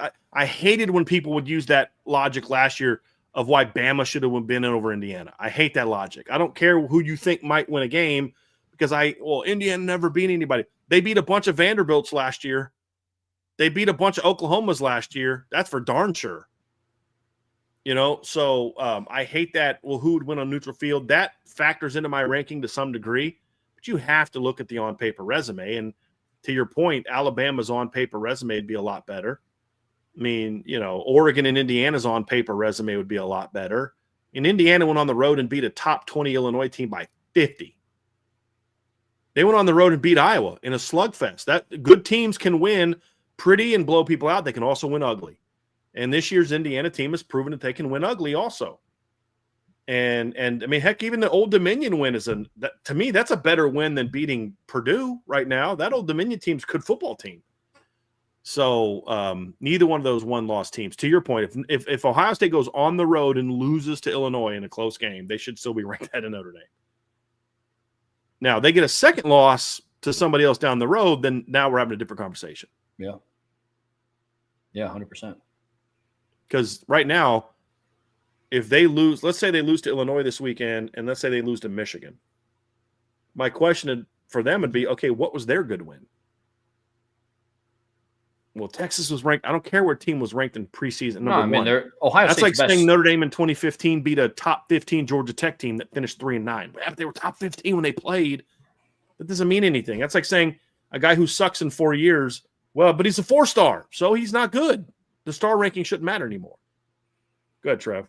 Yeah, Ohio State's biggest win of the season is Washington on the road. No doubt about it. On the road against an opponent that hasn't lost at home since November of 2021, you beat them by 18 points. That is far more impressive to me than beating Texas by a touchdown at home. Because Texas hasn't looked good all year. Nope. Agree with you. It's too early, though, overall. I mean, we've had some playoff talk today. It's still way too early to be worrying about all that stuff. There's so much that's going to happen between now and the beginning of November, much less the end of the regular season. I was just about to say, I mean, shoot, man, Arizona State wasn't even ranked at this point in time, and they won their conference by the end of the year. And almost won a quarterfinal game. Yeah, got to buy. I mean, man. Yeah, too early. USMA 87, how do you interpret Coach Marcus Freeman's comments about linebackers playing with more velocity and new system? Which is the new system? Ash, to this point, or the change we've seen in the last 2 games? So Marcus Freeman let something slip a little bit that I don't think he meant to let slip. But he's talking about the change to Chris Ash. He kept saying, this is our Notre Dame defense. We kept saying, no. This is not the same defense. And he basically admitted that when he talked about the new system. Did you hear that comment? Well, I know you did. You always listen to the press conference and write stories from it. But that's how I took it, Trev. He's talking about they had to adjust to a new system. And they're now adjusting better to the new system. And to which I would say, why did they have to learn a new system? Wouldn't it have been easier for Chris Ash to adapt what he believes to the system that was already implemented, to the philosophy that was already implemented, instead of making a bunch of returners learn a new system? That was quite the admission by Marcus Freeman, and I don't think he meant it to be that. Yeah, I just think that I think that a lot of us, and I'm putting myself in this bucket too, because I took the Notre Dame defense thing too literally. I took it from an X's and O's standpoint. And I think that's just where that's the unfortunate part about it. Is, we heard Notre Dame defense and we automatically thought Al Golden's defense and what it looked like from 23 and 24 when they were just talking about we're running Notre Dame's defense, and they were just saying it will still be good. And I took it too literally of like, oh, okay, so they're going to play a lot of man and they're going to send a lot of pressure and they're going to play aggressive and downhill. No, they just meant that they think the defense is still going to be good. That's the Notre Dame defense. And I think but took it too literally, unfortunately. A few more here, Trev, and then we'll get out of here. Here we go. Weiss's heart will go on. You said NC State plays 3 down front. Do you see them sticking to this based on how Notre Dame ran against Purdue's, or do they run something slightly different? Well, they're a little bit more multiple than they were last year, Trev. They're still a 3 down, but they'll do more 4 down this year. They've done a lot more 4 down this year than they have in the past. I think one of the guys they kind of list as a linebacker. I think I think that's Sloan. Like he's listed as an outside linebacker, but he's 6'5", like 250. Yeah. They bring him down. So let me see here real quick. Because he's listed as their starting jack, which is technically a linebacker. So they bring him up off the edge a lot more than they did. Like last year, they do a lot of 3-3 stack. Well, they're in a new coordinator now. Tony Gibson was their coordinator last year. So they're doing more 4 downish type of fronts with some odd looks. So it's a little bit different than last year. And I do expect them to try to get more bodies near the line of scrimmage in this game. Yeah. Certainly. I don't think they're going to be doing a lot of 3-3 stack unless they just somehow forgot to evaluate the Purdue game. Like I don't think they're going to be doing that a whole lot. USMA 87. Thoughts on players being injured, in quotations, because they plan to transfer and want to keep a redshirt. West Virginia quarterback is supposedly playing this game. Tell you what, here's what I think the rule should be. If a player goes against advice of the medical staff or against the coaching staff in regard to just not playing and chooses not to play, not has a sit down and the coaches agree with them, but just it's essentially they want to play you, you're refusing to play, then any NIL deals, any revenue sharing money, anything that you had, you do not get. I would say put it into a fund, put it into a savings account. And if the player decides to come back the next year, then you can give him that money retroactively or a portion of that money. But the whole point of you getting that money is because you are playing for the football team. And I've heard some people that like, oh, well, you're not admitting it's pay for play. Like, it's not pay for play. It's not. But you're agreeing to be a part of this team, and we're paying you because you're part of that team. We're paying you NIL to be part of that team, and you've stopped being part of that team. You've stopped being of service. It's kind of like, Trev, I'm paying you to do a job, and I'm paying you to be a part of what we're doing here. If you just stop doing it, I'm not going to pay you because we had an agreement, because you're no longer living up to the end of your agreement. So, just like a player wouldn't keep, like, if the roles were reversed and the school said, well, hey, we expect you to play, but we're not going to pay you anymore, would anybody be like, oh, that's totally fair? You're not really paying to be part of the team anyway. No, shut up. You're just trying to score cool points on Twitter. You're not actually having a real grown-up discussion. If you're being paid, whether it's through NIL or whatever way, to be part of the team, and you choose not to play, you no longer should have a right to that money. NFL players don't do that. If you choose to sit out, you get fined daily. You can't just choose not to play in the NFL. So if you want to use the whole, oh, it's professional football now, they're getting paid, fine, let's go that route. You guys want to have your cake and eat it too, so you can always come across as pro player. And I get so tired. It's so lazy. There's so many national people that want to always be pro player. So any dumb thing that a player does, they're going to defend because they want to be the cool kids that are always defending the players against the man, a.k.a. conferences and schools. If you choose not to play, you shouldn't get paid. Simple as that. So we live in this world where people think that they have a right to do whatever they want, but have no consequences to their actions. Freedom of speech does not necessarily mean in every instance that there's no freedom from consequences. The government can't punish you for having political speech, but your bosses sure can if they don't think what you're saying is in line with what they believe in as a company. Trevor, you and I have had that conversation about stuff. Not something that you've said, but just generally speaking about how that should go. You want to get the NIL money, but then for playing, but then you don't want to play. Well, I don't want to sit out, but I shouldn't have any consequences for it. Well, you can choose to sit out. You can choose not to play. But that you don't have a right to the money that you were getting for being a player for this football team. I know some people aren't going to like that. I don't care. Young people are getting allowed. We're allowing them to just get away with too much, and we're not teaching them the hard lessons of life nearly enough. Because you try this crap in the NFL because you set the standard now. Hey, I'm going to be a free agent at the end of the year. I don't want to get hurt. I'm unhappy with the coach, so I'm going to sit out. Do you think NFL teams are going to be like, well, we'll go and keep paying you? No, they're not going to keep paying them. So that's how I think that it should be. If you want to play, then don't play. And I'm not talking about somebody's got a legitimate issue. Like, I understand Ty Washington not going to the game last year. Right? I understand what he was going through. If there's a legitimate issue, I'm dealing with some mental health issues, I'm dealing with an injury, and my body legitimately doesn't feel good. Coach, I want to play, but I don't feel good this week. That's fine. That's different than saying I'm going to not play the rest of the year and then jump in the portal. That's a whole different animal. And so if you want to sit out, that's fine, but you try that in the NFL, you're not getting paid. You're going to get fined every day. So fine, let's do that. If you choose not to play, then you get fined from your NIL money every day you don't show up. Or if there's money outstanding, you don't get it. Cool, then sit out. Well, you're going against the player's right. I'm not going against your right to do anything. You can sit out. I'm not making you play.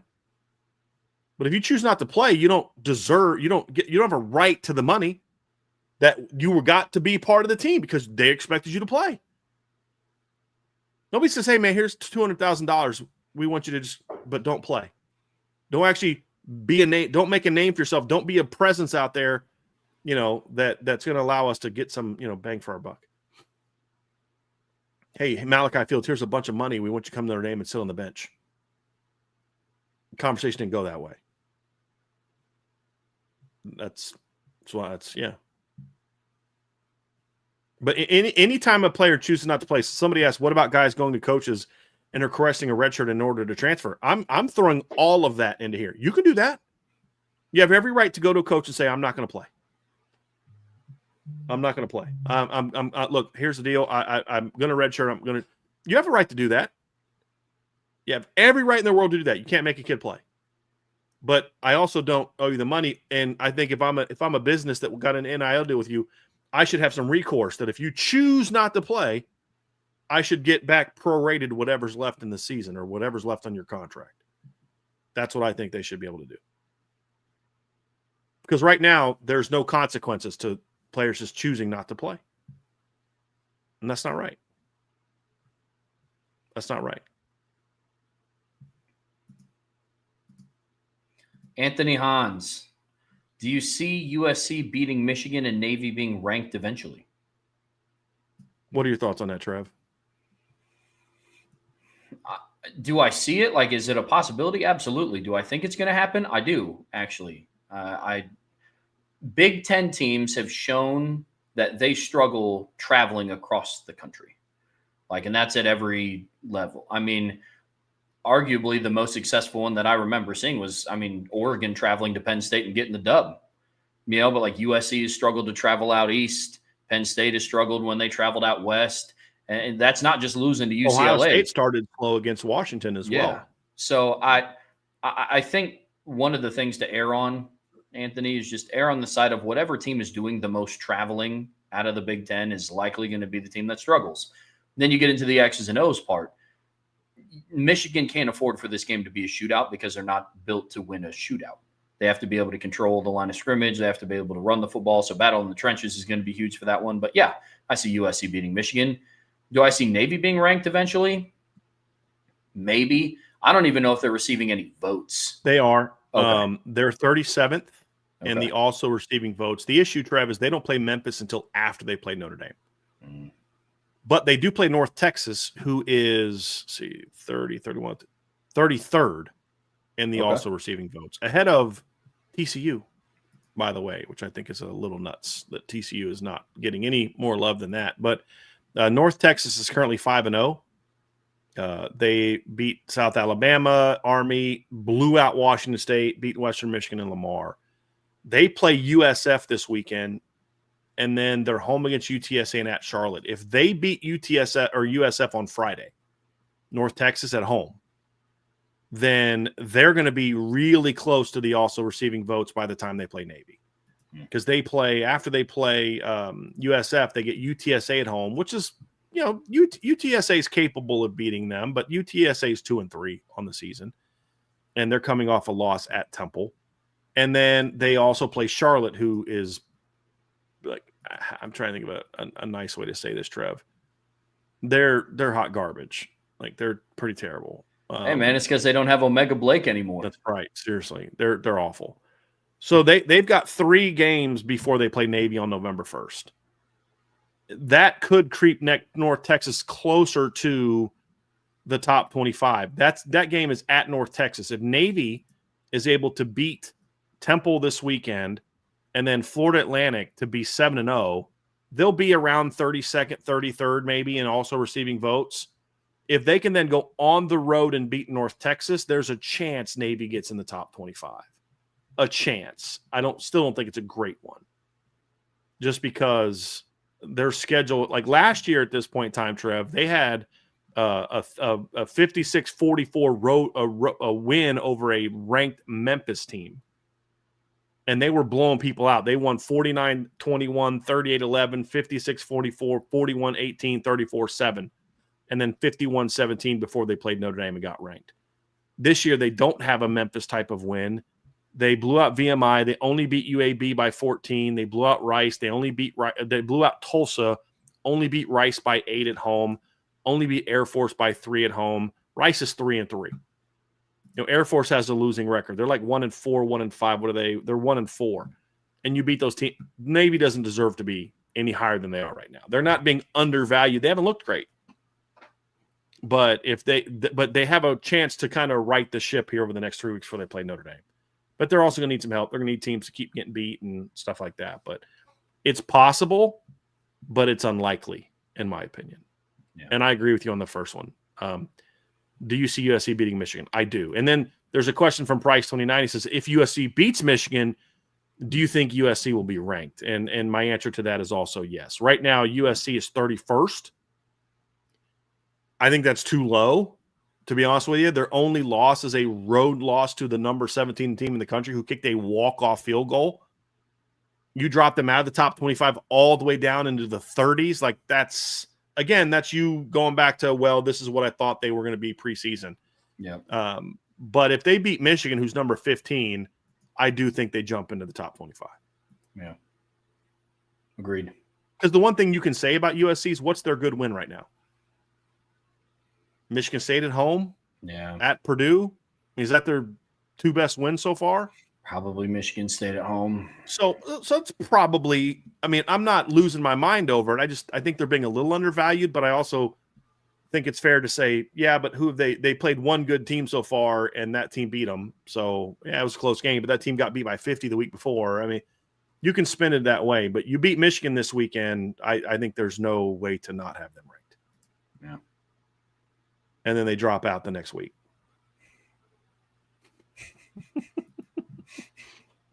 Last one here. From Bob Damon, do you think you should take your own advice not to overreact to week 1 or 2? You both had an overreaction to an 0-2 Notre Dame, like they would not get better. I think that's absolutely false portrayal of what we said and did. That's absolutely false. We are not homers, Bob. We don't sit here and run cover for Notre Dame. We're not going to play the whole, oh, they're going to get better. They played a tough schedule. You know who else had a tough first game? Miami. And they played pretty well. So we did not overreact to an 0-2, just like we didn't overreact to the Northern Illinois loss last year. Just because they got better doesn't mean what they did in the moment was good or acceptable or okay. It wasn't. Just because they're better doesn't mean that, and just because they're doing things defensively now, if in fact it's actually worse, because you should have been doing this all year.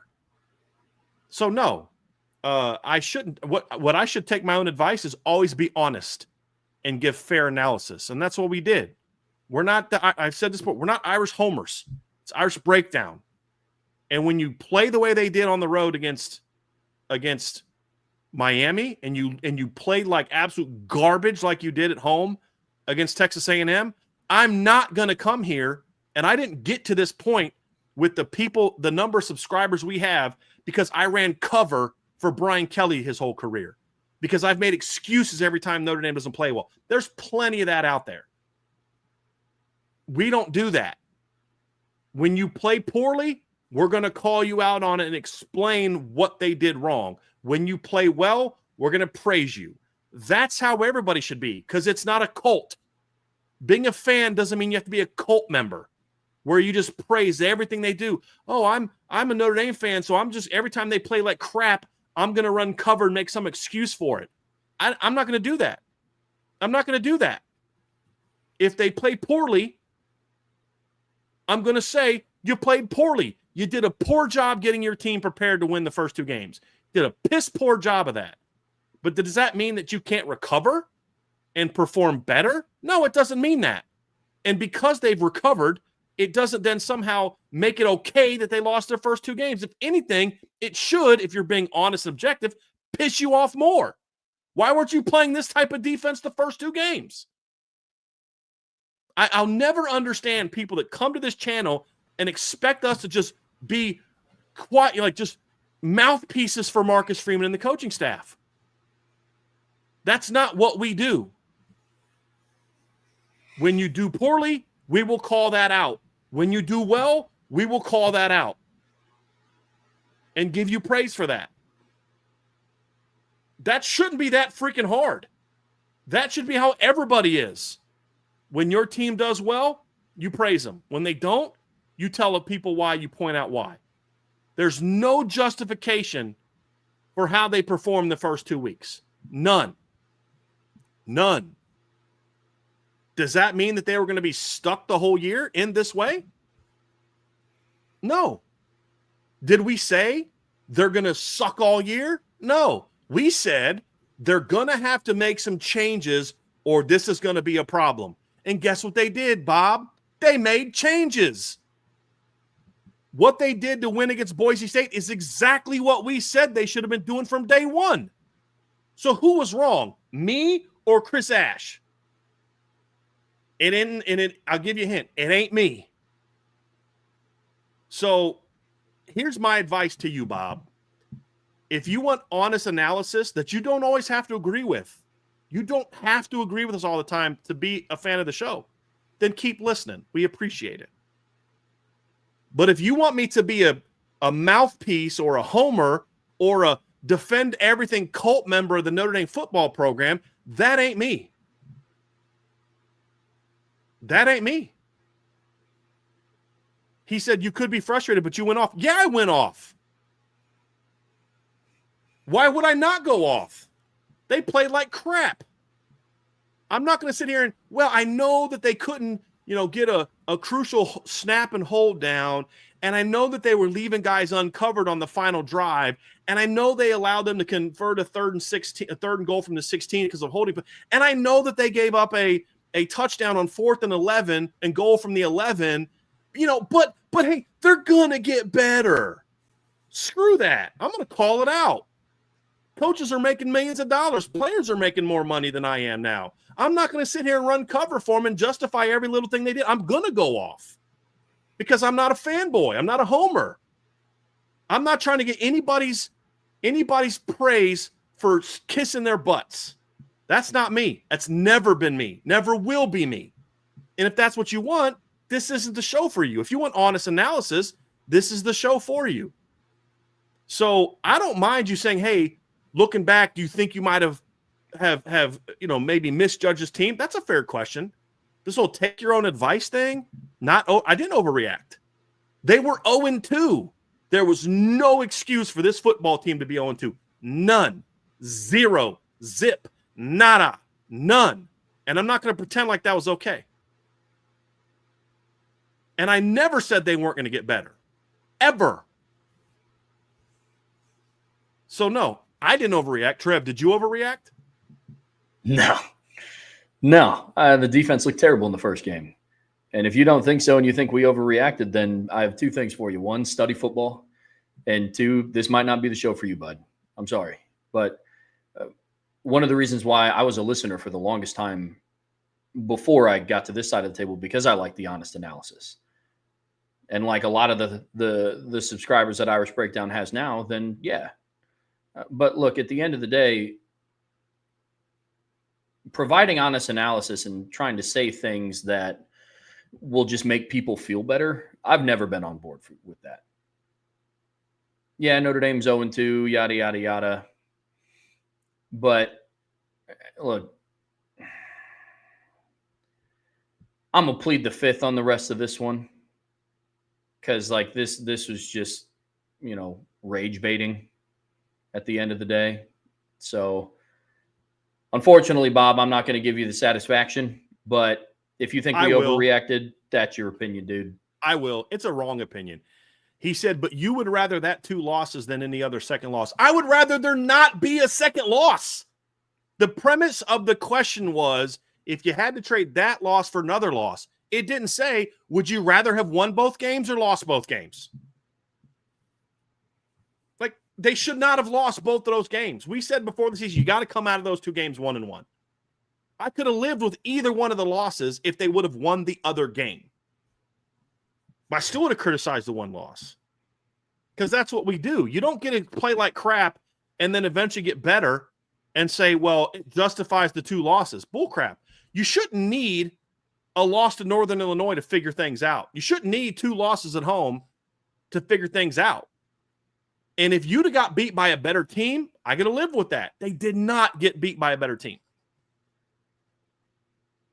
Did not get beat by better teams. And so again, Bob, if you want to go watch a show that just kisses this coaching staff's butt all the time and makes excuses for the team, there's other places to watch. This is also not a down year for the team on defense, with all due respect to Dave in the chat. This is not a down year on defense. This is a down year defensive coordinator. That's what this is, a down year. And the head coach made the decision to do that. That's wrong. I called it out when Marcus Freeman did it, and I like Marcus Freeman. just like I called out Brian Kelly when he did it, and I didn't like Brian Kelly because it was the truth. Not because I didn't like him. I'm not going to defend Marcus Freeman because I like him and want him to succeed. If you do something well, you'll have no bigger champion than me if you're doing things the right way. But when you don't do things the right way, it's my job and my duty, and I owe it to all the people that actually pay money to follow us to give you an honest assessment. You can say that I'm wrong. If you don't think they were good enough to beat those two teams, that you're allowed to have that opinion, and I would have a much more friendly conversation with you, Bob. But when you come at me this way, I'm just not going to react well to that because it's nonsense. Because this isn't the Irish Breakdown Homer show. That'll never exist. And as long as I have breath and blood thrown through my veins, this will not be that place. And if whoever takes over for me after I die does that, I will haunt them for their entire lives. I'm just telling you right now. So, Trev, if I die and you or Vince take over and you turn into Homer Channel, just be prepared to be haunted by my ghost for eternity. All right. So, yeah. Yep. Well, folks, that is one heck of a way to end it. But I do believe that IB Nation Sports Beat is going live here in about the next little over half an hour. So go and tune. Oh, actually, I'm on the show tonight. So go in and tune in if you haven't gotten enough of me. I will be on IB Nation Sports Beat tonight with Sean Stiers. And then tomorrow, Brian and I will be back at 1 p.m. We're going to keep breaking down the Notre Dame NC State game. And we're going to be talking about the matchups on offense and defense that you're going to want to have to pay attention to. But until then, on your way out of here, folks, please be sure to hit that like button. Make sure you subscribe to this channel. Hit that notification bell so you know whenever we go live. Whatever streaming platform you listen to us on, we would greatly appreciate a 5-star review. But as always, the best way to support what we do here is subscribe to the premium message boards at boards.irishbreakdown.com. So until next time, that's Brian. I'm Trevor. We'll see you back here very soon on the Irish Breakdown Podcast.